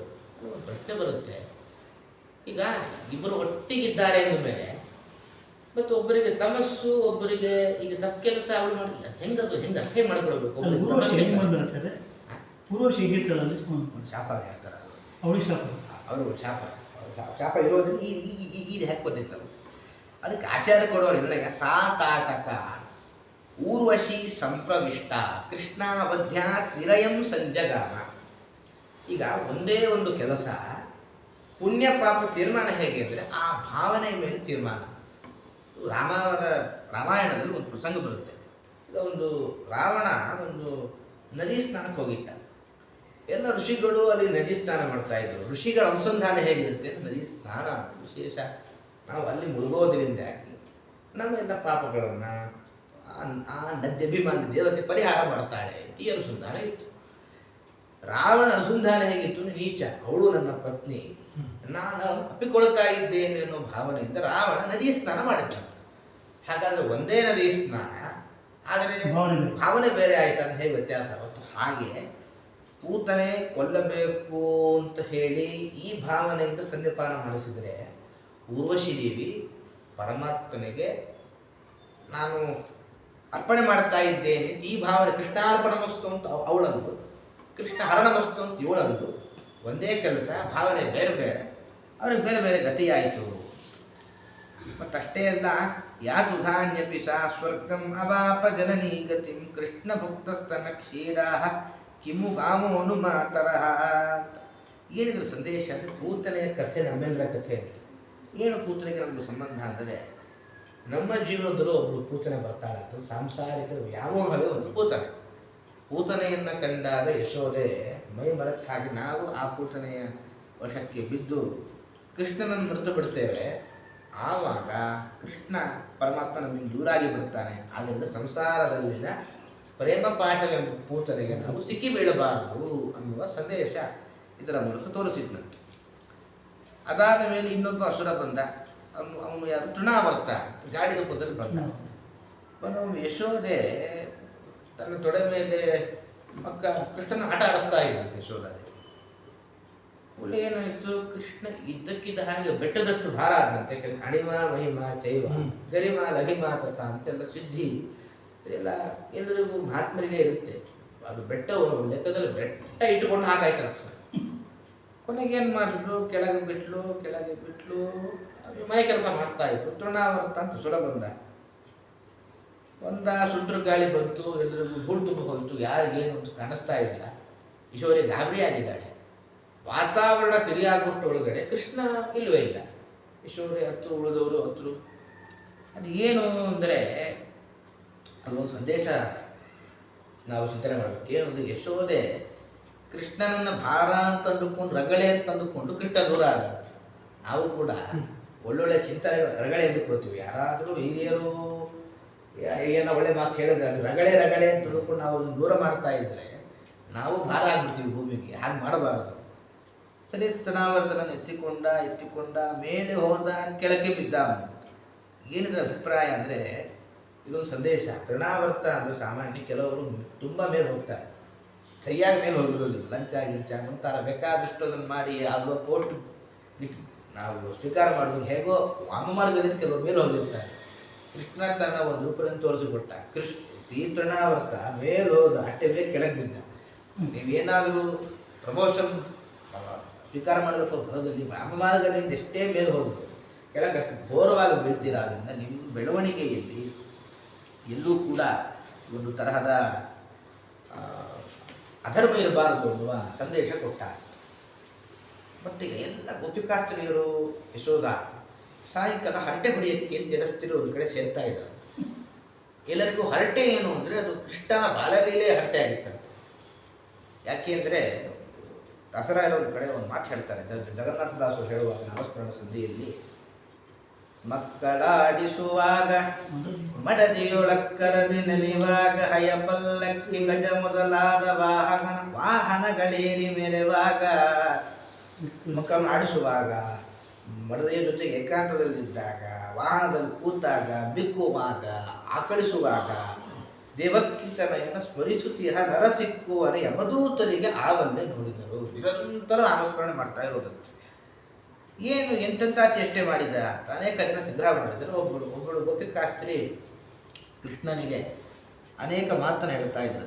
ಏನು ಅಂದರೆ, ವತ್ಸಾನ್ ಮುಂಚನ್ ಕ್ವಚಿತ ಸಮಯೇ ಕ್ರೋಧ ಸಂಜಾತ ಸಹ ತೇಯಂ ಸ್ವಾದ್ವತ್ಯಥ ದಧಿಪಯ ಕಲ್ಪಿತೈಸ್ತೇಜಯೋಗೈಃ ವರ್ಗಾನ್ ಭೋಕ್ಷ್ಯನ್ ವಿಭಜತಿ ಸಚೇನ್ನಾಸ್ತಿ ಭಾಂಡಂ ಭಿನ್ನತ್ರಿ ದ್ರವ್ಯಾಲಾಭೆ ಸುಭೃಷ ಕುಪಿತೋ ಯಾತ್ಯನುಕ್ರೋಶ್ಯತೋ ಕಾನ್. ಒಮ್ಮೆ ವತ್ಸ ಮುಂಚನ್, ಯಶೋಧ ನಿನ್ನ ಮಗ ಅಕಾಲಕ್ಕೆ ಬರ್ತಾನೆ, ಬೆಳಿಗ್ಗೆ ನಾವು ಇದ್ದಿರೋ ಕ್ರಮ ಇರೋದಿಲ್ಲ, ಅನ್ನೋದೇ ಕಾಲದಲ್ಲಿ ಹೇಳಬೇಕು ಅಂತ. ಅದಕ್ಕಿಂತ ಮುಂಚೆ ಬಂದು ಕರು ಬಿಚ್ಚೋದು, ಕರು ಬಿಚ್ಚಿ ಎಬ್ಸೋಗ್ತಾನೆ. ಓ ಯಾರಿದ್ದೀರಾ, ನಾನು ನಿಮ್ಮ ಕರು ಬಿಚ್ಚಿದ್ದೀನಿ, ಒಂದ್ಸತಿ ಕರು ನೋಡ್ರಿ, ಮೊದಲು ನನ್ನ ನೋಡ್ರಿ, ಆಮೇಲೆ ಕರು ನೋಡ್ರಿ ಅಂತ ಹೇಳ್ತಾನೆ. ಅವಾಗ ಗದರಿಸ್ಬೇಕು, ಯಾಕೆ ಕರು ಬಿಚ್ತಿ? ಅವನು ಹೇಳ್ತಾನೆ, ಬಿಡಿಸೋದೇ ನನ್ನ ಸ್ವಭಾವ. ಅಂದರೆ ಸೂಚನೆ ಏನು ಕೊಡ್ತಾನೆ, ಬಂಧಕ ಭವಪಾಶಿ ಭವಪಾಶಾಂಚ ಮೋಚಕ, ಸಂಸಾರವನ್ನು ಬಿಡಿಸೋದೇ ನನ್ನ ಸ್ವಭಾವ ಅಂತ ಬೇರೆ ನಮಗೆ ಉಪದೇಶ ಮಾಡಿ ಬಿಡಿಸ್ತಾನೆ ಒಂದು. ಮತ್ತೆ ಆ ಕಸು ಬಿಡಿಸ್ತಾನೋ ಅದು ಸುಮ್ಮನೆ ಇರಲ್ಲ, ಹಸು ಜೊತೆಗೆ ಇರೋ ಬರೋ ಹಾಲನ್ನ ಕರುವಿಗೆ ಕುಡಿಸಿ ಖಾಲಿ ಹಸುವನ್ನು ತೊಗೊಂಡು ಇಡ್ತಾನೆ. ನಮ್ಮ ಜೀವನ ಹೇಗಾಗಬೇಕು, ಅದು ಕಲ್ಲು ಹಾಕ್ತಾನೆ. ಈ ಎರಡನೇಲಿದೆ. ಸರಿ, ಬೆಕ್ಕನ್ನ ಮೊಸರು ಕದೀತಾನೆ, ಹೋಗಿ ಮೊಸರು ಕದಿಯೋದು ಕೊಡೋದು ಯಾರಿಗೆ, ಬೆಕ್ಕಿಗೆ ಹಚ್ತಾನೆ ಹೋಗಿ. ಮತ್ತು ಕೆಲವು ಮನೆ ಹಾಲು ಮೊಸರು ಇರೋದಿಲ್ಲ, ಪಾತ್ರೆ ಹೊಡಿತಾನೆ. ಅದಕ್ಕಿಂತ ಇನ್ನೊಬ್ರು ಗೋಪಿಕಾಸ್ತ್ರೀ ಹೇಳದಂತೆ, ನಮ್ಮ ಮನೆ ಮಕ್ಕಳು ಖುಷಿಯಾಗಿ ಮಲಗಿರ್ತಾರೆ. ರಾತ್ರಿ ಇಡೀ 10 2:30 3 ಗಂಟೆಗೆ ನಿದ್ದೆ ಬಂದಿರುತ್ತೆ. 4:15 ಬಂದು ಚಿವುಟಿ ಅಳಿಸೋದು ನೋಡಿ ಚಪ್ಪಾಳೆ ತಟ್ಟಿ ತಾನು ಓಡಿ ಹೋಗ್ತಾನೆ. ಕೇಳಿದ್ರೆ ಅವನು ಹೇಳ್ತಾನಂತೆ, ಕೃಷ್ಣ ಅರುಣೋದಯ ಕಾಲದಲ್ಲಿ ಮಕ್ಕಳು ಮಲಗಿರಬಾರ್ದು, ನೀವು ತಾಯಿದ್ರು ಮಕ್ಕಳಿಗೆ ಓದೋದು ಬುದ್ಧಿ ಹೇಳಬೇಕು. ನೀವು ಆ ಕೆಲಸ ಮಾಡ್ತೀರೋ, ನಾ ಕೆಲಸ ಮಾಡ್ತಾ ಇದ್ದೇನೆ, ನಮಗೆ ಧರ್ಮೋಪದೇಶ ಮಾಡ್ತಾನೆ. ಒಂದೇ ಎರಡೇ ಯಶೋಧ ಹೇಳಿದಂತೆ, ಅಲ್ಲ ಅಲ್ಲಿ ಹೊರಳಿರುತ್ತಲ್ಲ ಹೊರಳು, ಅದಕ್ಕೆ ಕಟ್ಬಿಟ್ರೆ ಏನು ಅಂತ. ಮಹಾಪರಾಕ್ರಮಿ ಆ ಹೊರಳನ್ನೇ ಇಲ್ಲ ಅಂತ ಮಾಡಿದ್ರೆ ಏನು ಕಥೆ. ಹಾಗಾಗಿ ಏನು ಮಾಡೋದಿಲ್ಲ ಅಂತ. ಈ ಥರ ಅನೇಕ ಎಲ್ಲ ಒಂದು ಈ ರೀತಿಯಾಗಿ ಅದ್ಭುತವಾದ ಲೀಲೆ ತಾನು ಹೀಗೆ ತೋರಿಸ್ತಾ ಇದ್ರು. ಒಮ್ಮೆ ಏನಾಯ್ತಂತೆ, ಪರಮಾತ್ಮ ಮಣ್ಣನ್ನು ತಿಂದ. ಅದು ಕೇಳಿದ್ರಂತೆಲ್ಲ ದೇವಕಿ ದೇವಿ, ಏನು ಅಂದ್ರೆ ಯಾಕೆ ಮಣ್ಣನ್ನು ತಿಂದಿ ಅಂತ ಯಶೋದೆ ಕೇಳಿದ. ಮಣ್ಣನ್ನು ತಿಂದಿದ ನಾನು, ಸುಳ್ಳು ಹೇಳಬೇಡ ನೀನು, ಬಾಯಿ ತೆಗಿ ಎಂದಾಗ ಬ್ರಹ್ಮಾಂಡವನ್ನು ತಾನು ತೋರಿಸಿದ್ದ ಅನ್ನುವ ಉಲ್ಲೇಖ ಮಾಡ್ತೀವಿ. ಏನಿದರ ರಹಸ್ಯ ಅಂದರೆ, ಒಮ್ಮೆ ಭೂದೇವಿಗೆ ಅನೇಕ ಜನ ಅನೇಕ ರೀತಿ ಕಲ್ಪನೆ ಮಾಡ್ತಾರೆ. ಒಬ್ಬರು ಕವಿಗಳ ಒಂದು ಕಲ್ಪನೆ ಇದೆ. ಒಮ್ಮೆ ಭೂದೇವಿಗೆ ಬಹಳ ಬೇಜಾರಾಗ್ತದೆ. ಯಾಕೆಂದರೆ, ಕೃಷ್ಣ ನೀ ಅವತಾರ ಮಾಡೋಕ್ಕಿಂತ ಮುಂಚೆ ದುಷ್ಟರು ಬಂದರು ಅಂತೇಳಿ ನಾನು ಪ್ರಾರ್ಥನೆ ಮಾಡಿ ನೀ ಅವತಾರ ಮಾಡಿದೆ. ಅಷ್ಟಾದರೂ ಬೆಳೆ ಬರುವುದು ನನ್ನಲ್ಲಿ, ನನಗೆ ಒಗಿತಾರೆ, ನನ್ನ ಮೇಲೆ ಅದೇನು ರಾಸಾಯನಿಕ ಸಿಂಪಡಣೆ, ಆ ಸಿಂಪಡಣೆ 1000 ಮಾಡಿ ನನ್ನ ಪ್ರಾಣ ತೆಗಿತಾನೆ. ಜನ ಖುಷಿಯಾಗಿರ್ತಾರೆ. ಹಾಗಾದರೆ ನೀನೇನು ಇಷ್ಟು ಮಾಡಿದ್ರಿ ಮತ್ತು ಜನ ನಂಗೆ ಗೌರವನೇ ಕೊಡ್ತಾ ಇಲ್ಲಲ್ಲ ಅಂತ ಒಂದು ಭೂದೇವಿಗೆ ದುಃಖ ತೋರ್ಕೊಂಡು ಕೃಷ್ಣನ ಹತ್ರ. ಕೃಷ್ಣ ಅನ್ನಂತೆ, ಯಾಕೆಂದರೆ ನಾವು ಎಷ್ಟೇ ಸಮಾನತೆ ಅಂತ ಎಷ್ಟೇ ಹೋರಾಡಿ ಹಾರಾಡಿದ್ರು ಕೂಡ ಸಮಾನತೆಯ ಒಳಗೆ ಅಸಮಾನತೆ ಬಂದೇ ಬರುತ್ತೆ. ಕೃಷ್ಣ ಅನ್ನಂತೆ ನಾನು ಬೆಣ್ಣೆನೂ ತಿಂತೀನಿ, ಮಣ್ಣನ್ನು ತಿಂತೀನಿ. ಲೆಕ್ಕಕ್ಕೆ ಪರಮಾತ್ಮನ ಮುಖದ ಒಳಗೆ ಪ್ರವೇಶ ಮಾಡೋ ಸೌಭಾಗ್ಯ ಬರೀ ಬೆಣ್ಣೆಗೆ ಮಾತ್ರ ಅಲ್ಲ ತಾಯಿ, ನಿನ್ನ ಮಣ್ಣಿಗೂ ಇದೆ. ಅದನ್ನು ಮಣ್ಣನ್ನು ತಿನ್ನೋ ಮೂಲಕ ಭೂದೇವಿ ದುಃಖ ಪರಿಹಾರ ಮಾಡೋದು ಹೀಗೆ ತಾನು ಅನೇಕ ಲೀಲೆಯನ್ನು ತೋರಿಸ್ತಾ ಹೋದಂತೆ. ಅಲ್ಲಿ ಉಣೀಶ್ ವಿಜಯದಲ್ಲಿ ವಾದಿರಾಜರು ಬಹಳ ಸೊಗಸಾಗಿ ಕೆಲವು ಲೀಲೆಯ ಒಂದು ಉಲ್ಲೇಖ ಮಾಡ್ತಾ ಬರ್ತಾರೆ. ಕೆಲವೊಂದು ಚಿಂತನೆ ಮಾಡಿ ಮುಂದೆ ಹೋಗುವ. ಅಲ್ಲಿ ಅದೊಂದು ಏನಾಯಿತು ಅಂದರೆ, ಬೆಣ್ಣೆಯನ್ನೇ ಇಲ್ಲ ಬೆಕ್ಕಿಗೆ ಹಾಕ್ತಾ ಇದ್ದ ಅಂತ ಪ್ರಸಂಗ ಬಂತು. ಅದು ಭಾಗವತಲ್ಲಿದೆ. ಬೆಣ್ಣೆಯನ್ನು ಬೆಕ್ಕಿಗೆ ಹಾಕ್ತಾ ಇದ್ದ. ಅಲ್ಲ, ಬೆಣ್ಣೆ ಯಾಕೆ ಬೆಕ್ಕಿಗೆ ಹಾಕ್ತಾ ಇದ್ದ ಅಂದರೆ ಒಂದು ಸಂದೇಶ ನೀಡಲಿಕ್ಕೋಸ್ಕರ ಕೃಷ್ಣ ಪರಮಾತ್ಮ ಈ ಲೀಲೆ ತೋರಿದ ಅಂತ ವಾದಿರಾಜರು. ಏನು ಸಂದೇಶ ಅಂದರೆ, ದದೌ ಬಿಡಾಲಾಯ ಜನನ್ಯ ದೃಷ್ಟಸ್ತದಾ ಸ್ವನೀತಂ ನವನೀತ ಜಾತಂ ಕ್ಷಿಣೋತಿ ನೂನಂ ಧನಲೋಭ ಭಾಜಾಂ ಧನಾನಿ ಅನರ್ಹತ್ ಶ್ರುವತಿ ಅತಿದಿಶ್ಯ ದೇವ ಅಂತ. ಏನು ಅಂದರೆ, ಬೆಣ್ಣೆಯ ಮೇಲೆ ಮೋಹ ಇತ್ತು, ಆದ್ದರಿಂದ ನಿಮಗೆ ಬೆಣ್ಣೆಯ ಮೇಲೆ ಮೋಹ ಇತ್ತು ಅನ್ನೋ ಕಾರಣಕ್ಕೆ ನಾನು ಬೆಕ್ಕಿಗೆ ಹಾಕಿದೆ. ಸೂಚನೆ ಏನು ಅಂದರೆ, ಯಾರು ಧನದ ಲೋಭ ಮಾಡ್ತಾ ಇರ್ತಾರೋ ಆ ನಿಮ್ಮ ಧನವನ್ನು ಅಯೋಗ್ಯರ ಪಾಲು ಮಾಡಿ ಅದನ್ನೆಲ್ಲ ಕಳಿತೇನೆ. ನಿಮಗೆ ಒಂದು ವಸ್ತುವಿನ ಮೇಲೆ ಲೋಭ ಇತ್ತು ಅಂದರೆ ಅದನ್ನು ನಿಮಗೆ ದೂರ ಮಾಡ್ತೀನಿ. ಇದನ್ನು ಸೂಚನೆ ಮಾಡಲಿಕ್ಕೋ ಏನೋ. ಮತ್ತು ಅವನು ಹೀಗೆಲ್ಲ ಅದನ್ನು ಬೆಣ್ಣೆಗೆ ಹಾಕ್ತಾ ಇದ್ದಂತೆ. ಮತ್ತು ಏನಾಯಿತು, ಒಂದು ನಲಕೂಬರ ಮಣಿಗ್ರೀವರು ಅಂತ ಅವರು ಯಾವುದೋ ಒಂದು ಶಾಪದ ಪ್ರಭಾವ, ನಾರದರ ಶಾಪಕ್ಕೆ ತುತ್ತಾಗಿ 2 ಮರಗಳಾಗಿ ಬಂದಿದ್ದರಂತೆ. ತಾನು ಹೋಗಿ 2 ಮರ ಬಿತ್ತು, ಅರ್ಜುನ ವೃಕ್ಷ ಬಿದ್ದಾಗ ಅವರನ್ನು ಉದ್ಧಾರ ಮಾಡಿದ ಅಂತ ಕಥೆ ಬರುತ್ತೆ. ವಾದಿರಾಜರಂತಾರೆ, ಯಾಕೆ ಹೀಗೆ ಮಾಡಿದ ಅಂದರೆ, ಒಂದು ದೇವಲೋಕದಲ್ಲಿ ಪರಮಾತ್ಮನ ಕಥೆ ಹೇಳಲಿಕ್ಕೆ ಒಬ್ಬರು ಬೇಕಾಗಿತ್ತು. ನಾರದರು ಇಲ್ಲಿ ಸಂಚಾರ ಮಾಡ್ತಾ ಇರ್ತಾರೆ. ದೇವಲೋಕದಲ್ಲಿ ಪರಮಾತ್ಮನ ಮಹಿಮೆ ಹೇಳಲಿಕ್ಕೆ ಒಬ್ಬರು ಬೇಕಾಗಿರ್ತಾರೆ. ಇವರನ್ನೇ ಕಳಿಸಿದ್ದಂತ ಒಂದು. ಇನ್ನೊಂದು, ಪರಮಾತ್ಮ ಭಕ್ತ ಪರಾಧೀನ, ಅಹಂ ಭಕ್ತ ಪರಾಧೀನ ಅಂತ ಪರಮಾತ್ಮನ ಮಾತು. ಅದೊಂದು ಚರ್ಚೆ ಆಯ್ತಂತೆ, ಯಾರು ಶ್ರೇಷ್ಠರು ಜಗತ್ತಿನಲ್ಲಿ. ಯಾರೋ ಒಬ್ಬ ಅನ್ನಂತೆ, ಈಗ ಇದು ಭೂದೇವಿ ಶ್ರೇಷ್ಠ, ಯಾಕೆಂದರೆ ಪರ್ವತ ಧರಿಸಿದ್ದಾಳೆ, ಭೂದೇವಿ ಶ್ರೇಷ್ಠ. ಭೂದೇವಿನ ಕೇಳಿದ್ರಂತೆ ಯಾರೋ, ತಾಯಿ ನೀ ಶ್ರೇಷ್ಠ ಅಲ್ವಾ, ಇಡೀ ಪರ್ವತ ನೀ ಧರಿಸಿದ್ದೀನಿ. ಭೂದೇವಿ ಎಂದಂತೆ, ಜಗತ್ತನ್ನು ಪರ್ವತ ಧರಿಸಿದ ನನ್ನನ್ನು ಧರಿಸಿದವರು ಪರಮಾತ್ಮ, ಅವನು ಶ್ರೇಷ್ಠ ಎಂದು ಹೋಗಿ ಸಜ್ಜನರು ಅವನು ಸ್ತೋತ್ರ ಮಾಡಿದ್ರು. ಪರಮಾತ್ಮ ನೀ ಶ್ರೇಷ್ಠ ಅಲ್ವಾ. ಅವರಂದ್ರಂತೆ, ನೋಡಿ ಇಡೀ ಜಗತ್ತನ್ನು ನಾನು ಧರಿಸಿದ್ದೇನೆ, ನಾನೆಷ್ಟು ಭಾರ ಇರಬೇಕು. ಭಕ್ತರು ನನ್ನನ್ನು ಧರಿಸಿದರೆ ಭಕ್ತರು ಶ್ರೇಷ್ಠ. ಹಾಗೆ ಭಕ್ತರಿಗೋಸ್ಕರ ಪರಮಾತ್ಮ ತಾನು ಇರ್ತೇನೆ ಅನ್ನೋ ಅದ್ಭುತ ಮಾತನ್ನು ಹೇಳ್ತಾನೆ. ಅರ್ಜುನನಿಗೊಂದು ಮಾತು ಕೊಟ್ಟಿದ್ದಾನೆ ಪರಮಾತ್ಮ, ನಾನು ನಿನ್ನನ್ನು ಅದ್ವಿತೀಯನಾಗಿ ಮಾಡ್ತೇನೆ. ಅದ್ವಿತೀಯ ಅಂದರೆ ನಿನಗೆ ಸಮಾನರಾದರೂ ಇನ್ನೊಬ್ಬರು ಇರಬಾರ್ದು. ಈ ಮರಕ್ಕೆ ಹೆಸರು ಏನು ಅಂದರೆ, ಅಸಜ್ಜನೆ ಶ್ವಾತರಿತೋಗ್ರ ಶಿಷ್ಯಾಂ ಸ್ವಭಕ್ತ ಪುಂಜೇಶು ಕೃತಾಂಚ ರಕ್ಷಾಂ ಅಂತ ಹೇಳಿ, ಸಭೂರುಹಾವರ್ಜುನ ಸಂಹಿತೌತು ಬಭಂಜ ಕಂಜಾಯತ ಮಂಜೂನೇತ್ರ ಅಂತ. ಒಂದು ವೇಳೆ ಏನಾದರೂ ಈ ಅರ್ಜುನ ವೃಕ್ಷ ಬೆಳೀತು ಅಂದರೆ ಯಾರಾದರೂ ಅವನಿಗೆ ತಮಾಷೆ ಮಾಡಬಹುದು, ಅರ್ಜುನ ನಿನ್ನ ಹೆಸರಿಗೆ ಸಮಾನವಾದ ಇನ್ನೊಂದು ಮರಗಳಿದೆ ಅಂತ. ನಾ ಕೊಟ್ಟ ಮಾತೇನು, ನಿನಗೆ ಸಮಾನರಾದರೂ ಇನ್ನೊಬ್ರು ಇರೋದಿಲ್ಲ, ಅದು ಇನ್ನೊಬ್ಬರು ಹೆಸರಿಗೂ ಇನ್ನೊಬ್ರು ಇರಲ್ಲ ಅಂತ ಹೇಳಿ ಮಾಡಲಿಕ್ಕೋಸ್ಕರ ಈಗ ಅವ್ರನ್ನ ಕೊಂದಿತ್ತು. ಹೀಗೆಲ್ಲ ಅದ್ಭುತವಾದ ಸಂದೇಶ. ಇನ್ನೊಂದು, ಕೃಷ್ಣ ಅನ್ಯದೇವತೋಪಾಸನೆ ಮಾಡಬೇಡಿ ಅಂತ ಬಾರಿ ತೋರಿಸಿಕೊಡ್ತಾರೆ. ಅದು ಯಾವುದು ಅಂದರೆ ಗೋವರ್ಧನಗಿರಿ ಪ್ರಸಂಗ. ಗೋವರ್ಧನ ಪರ್ವತಕ್ಕೆಲ್ಲ ಪೂಜೆ ಮಾಡ್ತಾ ಇರ್ತಾರೆ. ಕೃಷ್ಣ ಬಂದ ಗೋವರ್ಧನ ಪರ್ವತ, ಈ ಇಂದ್ರನಿಗೆ ಪೂಜೆ ಮಾಡ್ತಾ ಇರ್ತಾರೆ. ಇಂದ್ರನಿಗೆ ಬೇಡ, ಗೋವರ್ಧನ ಪರ್ವತಕ್ಕೆ ಪೂಜೆ ಮಾಡಿ. ಇಂದ್ರ ಧೋ ಅಂತ ಬಳೆ ಸುರಿಸಿದಂತೆ, ಬಳೆ ಸುರಿಸಿದ್ರು. ಯಾರು ಕೃಷ್ಣ ತನ್ನ ಗೋವರ್ಧನ ಪರ್ವತ ಎತ್ತಿದಾಗೆಲ್ಲ ಬಹಳ ಸಡನ್ನಾಗಿ ಪ್ರಸಂಗ ಏನು ಅಂದರೆ, ಇಂದ್ರನಿಗೆ ಅವನ ಮಾಡಿದ ತಪ್ಪಿಗೆ ಅರಿವಾಗಿ ಗೋವಿಂದ ಅಂತ ಹೇಳಿ ನಾಮಕರಣ ಮಾಡಿದ ಕೃಷ್ಣನಿಗೆ ಅಂತಿಟ್ಟು ಪ್ರಸಂಗ ಬರುತ್ತೆ. ಅಲ್ಲೊಂದು ಚಮತ್ಕಾರ ಹೇಳ್ತಾರೆ. ಒಂದು ಕಲ್ಪನೆ ಏನು ಅಂದರೆ, ಕೃಷ್ಣ ಏನು ಗೋವರ್ಧನ ಪರ್ವತ ಎತ್ತಿ ಹಿಡಿದಂತೆ ನಿರ್ಗತ್ಯ ಪಶ್ಯತಾಟೋಪ ಕಿಮದ್ಯಾಪ್ಯಸ್ತಿವಾರ್ಪುಚ ಇಚ್ಯುಕ್ತ ಗೋಪಿ ಗೋಪಸ್ತದ್ವಿದಿತ್ವಾ ಭಕ್ತಿ ಮಾಧವ. ಕೃಷ್ಣ ಕೇಳಿದಂತೆ, ಏ ಗೋಪಾಲಕರ, ಏನಿದು ಸಡನ್ ಟೈಮ್ ಹಿಡಿದಿದ್ದೆ, ಈಗೇನು ಮಳೆನೇ ಬರ್ತಾ ಇದೆ, ಏನಾಯ್ತು ನೋಡ್ಕೊಂಡ್ ಬನ್ನಿ ಅಂತ ಹೇಳಿದ್ರಂತೆ. ಸ್ವಾಮಿ ಏನಿಲ್ಲ, ಪ್ರಾಯ ಇಂದ ಸುಮ್ಮನಿರಬೇಕು.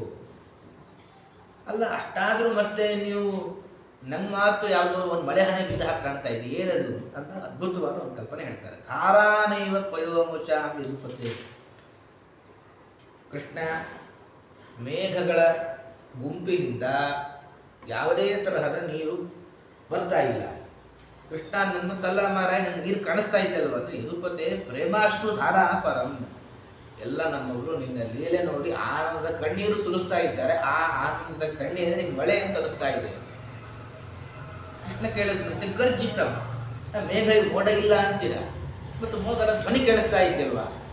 ಅದಕ್ಕೆ ಹೇಳ್ತಾನಂತೆ ಗೋಪಾಲಕ, ಮೋಡದ ಧ್ವನಿಯಲ್ಲ, ಮತ್ತೆ ಎಲ್ಲ ನಿನ್ನ ಪ್ರಭಾವ ಕಂಡೇನು ದೇವತೆಗಳು ಸ್ತೋತ್ರ ಮಾಡ್ತಾ ಇದ್ದಾರೆ, ಆ ಇನಿ ದನೇ ನಿನಗೆ ಕೇಳಿಸ್ತಾ ಇದೆ.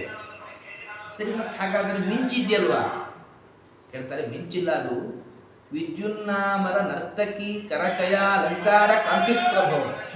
ಒಳ್ಳೊಳ್ಳೆ ಆಭರಣ ಧರಿಸಿದ ಏನು ದೇವತಾಸ್ತ್ರೀಯರು ನರ್ತನ ಮಾಡ್ತಾ ಇದ್ದಾರೆ, ಆ ನರ್ತನದ ಮಾಡುವಾಗ ಯಾವ ಆಭರಣ ಧರಿಸಿದ್ದಾರೆ, ಆ ಆಭರಣದ ಹೊಳಪೇ ನಿನಗೆ ಮಿಂಚಾಗಿ ಕಾಣ್ತಾ ಇದೆ. ಸರಿ, ಕಟ್ಕಡೆಯಾಗಿ ಹೇಳ್ತೀನಿ, ಗಾಳಿ ಯಾವುದು? ಗಾಳಿ ಏನಿಲ್ಲ, ನಿನಗೆಲ್ಲ ಪುಷ್ಪವೃಷ್ಟಿ ಎಲ್ಲ ಮಾಲಾವೃಷ್ಟಿ ಮಾಡ್ತಾ ಇದ್ದಾರೆ. ಪುಷ್ಪವೃಷ್ಟಿ ಅಂದರೆ ಪುಷ್ಪದ ಗುಂಪಿನ ಮಾಲೆ ಹಾರವನ್ನೇ ನಿಮಗೆ ಹಾಕ್ತಾ ಇದ್ದ ದೇವತೆಗಳು. ಎಷ್ಟು ದುಂಬಿಗಳು ಆ ಪರಮಾತ್ಮನಿಗೆ ಅರ್ಪಿತವಾಗುವಂತಹ ಪುಷ್ಪ ಮಕರಂದ ಅಂತ ಹೇಳಿ ದುಂಬಿಗಳ ಹಿಂಡು ಬಂದಿತ್ತು. ಆ ದುಂಬಿಗಳ ಹಿಂಡಿನ 2 ರೆಕ್ಕೆಯಿಂದ ಬಂದ ಗಾಳಿ ನಿಮಗೆ ಆ ಗಾಳಿ ಥರ ತೋರ್ತಾ ಇತ್ತು. ಸರಿ, ಇಷ್ಟೆಲ್ಲ ಆಯಿತು, ಮತ್ತೆ ಈ ನೀಲಿ ಬಣ್ಣ ಕಾಣ್ತಾ ಇದೆಯಲ್ವಾ? ಅಂತೆ ಸ್ವಾಮಿ, ನೀಲಿ ಬಣ್ಣ ಮೋಡದಲ್ಲಿ ಇಂದ್ರನ ಮುಖದಲ್ಲಿದೆ. ಹೀಗೆ ಇಂದ್ರನಿಗೆಲ್ಲ ಗೌರಭಂಗ ಆಯಿತು. ಆ ಇಂದ್ರದೇವರು ಗೋವಿಂದ ಅನ್ನುವ ನಾಮದ ಒಂದು ನಾಮಕರಣ ಅಂದರೆ ಕೃಷ್ಣನಿಗೆ ಅನೇಕ ನಾಮ ಇತ್ತು.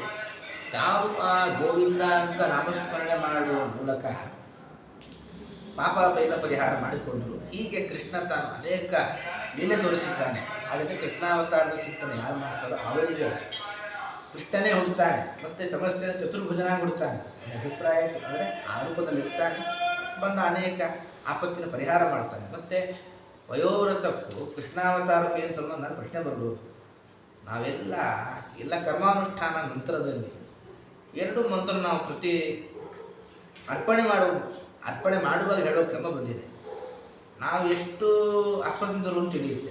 ಸ್ಮೃತ್ಯಾಗ ನಾಮೋಕ್ತ್ಯ ತಪಸ್ಸಂಧ್ಯಾ ಕ್ರಿಯಾದಿಶು ನ್ಯೂನಂ ಸಂಪೂರ್ಣತಾ ಅಂತ ಹೇಳಿದ್ರು. ಅಂದರೆ ನಾವು ಮಾಡುವ ಕರ್ಮದಲ್ಲಿ ತುಂಬ ತಪ್ಪಾಗಿರುತ್ತೆ. ಸದ್ಯೋ ಒಂದೇ, ನಾನು ನಮಸ್ಕಾರ ಮಾಡ್ತೀನಿ, ಇದರ ಫಲ ಏನು? ನ್ಯೂನಂ ಸಂಪೂರ್ಣತಾ, ಅದು ಬಹಳ ನ್ಯೂನ, ಅದಕ್ಕೆ ಫಲ ಮಾತ್ರ ಸಂಪೂರ್ಣ ಕೊಟ್ಟುಬಿಡೋದು. ಏನು ನ್ಯೂನ? ನಾವೇ ಒಂದು ಮಂತ್ರ ಹೇಳ್ಬೋದು, ಮಂತ್ರಹೀನ, ಮಂತ್ರ ಸರಿ ಹೇಳಲಿಲ್ಲ, ಕ್ರಿಯಾಹೀನ, ಕೆಲಸ ಸರಿ ಮಾಡಲಿಲ್ಲ, ಭಕ್ತಿಹೀನ, ಭಕ್ತಿ ಇರಲಿಲ್ಲ. ಆದರೆ ಯತ್ಕೃತಂತು ಮಯ ಪರಿಪೂರ್ಣಂ ತದಸ್ತು, ಇದು ಯಾವುದು ಇರಲಿಲ್ಲ, ಅದು ನೀ ಮಾತು ನಂಗೆ ಪರಿಪೂರ್ಣ ಕೊಡು ಅಂತ. ಅದಾದ ಮೇಲೆ ನಾಮತ್ರಯ ಮಂತ್ರ ಪರಿಹಾರ ಕ್ರಮ ಇದೆ. ಯಾಕೆ ಅಚ್ಯುತೇತಿ ಮನಃಪೂತಂ, ಕಾಯ ವಾಚ ಮನಸ ಏನೇನು ಪಾಪ ಮಾಡ್ತೇವೆ ಆ ಪ್ರಸಂಗದಲ್ಲಿ ಗೋವಿಂದ ನಾಮಸ್ಮರಣೆ ಮಾಡಿದ್ರೆ ಎಲ್ಲ ಪಾಪ ಪರಿಹಾರ ಆಗುತ್ತೆ. ಆಗ ವಯೋವೃತನ ಪ್ರಸಂಗ ಯಾವುದೇ ಒಂದು ಚಿಂತನೆ ಇರ್ಬೋದು, ಅಲ್ಲಿ ಏನಾದರೂ ಅನೇಕ ತರಹದ ಒಂದು ದೋಷ ಪ್ರಸಂಗ ಇರ್ತದೆ. ಗೋವಿಂದ ಅಂತ ಕೃಷ್ಣನಿಗೆ ಹೆಸರು. ಗಾಹವಿಂದತಿ, ಗೋ ಅಂದರೆ ವೇದಗಳಿಂದವನೇ ಪ್ರತಿಪಾದ್ಯ. ಹಸುವ ದಕ್ಷಿಣ ಮಾಡಿದವನು ಕೃಷ್ಣ ಗೋಪಾಲಕನಲ್ಲಿ. ಆದ್ದರಿಂದ ಕೃಷ್ಣನ ಚಿಂತನೆ ಮಾಡಿದಾಗ ಪಯೋವ್ರತಕ್ಕೆ ಅಥವಾ ಪಯೋವ್ರತಾಂಗ ಜ್ಞಾನಕಾರಕ್ಕೆ ಏನಾದರೂ ಲೋಪದೋಷಗಳು ಅಂತಿದ್ರೆ ಪರಮಾತ್ಮ ಆ ಲೋಪವನ್ನು ನೀವು ಪರಿಹಾರ ಮಾಡಿ ಸಂಪೂರ್ಣ ಫಲ ಕೊಡು ಅಂತ ಪ್ರಾರ್ಥನೆ ಮಾಡ್ತಾನೆ. ಇಂದಿನ ಚಿಂತನೆಯನ್ನು ಪರಮಾತ್ಮನ ಪಾದಕರ್ಪಣೆ ಮಾಡುವ ಶ್ರೀಕೃಷ್ಣ ಅರ್ಪಣಮಸ್ತು. ಹರೇ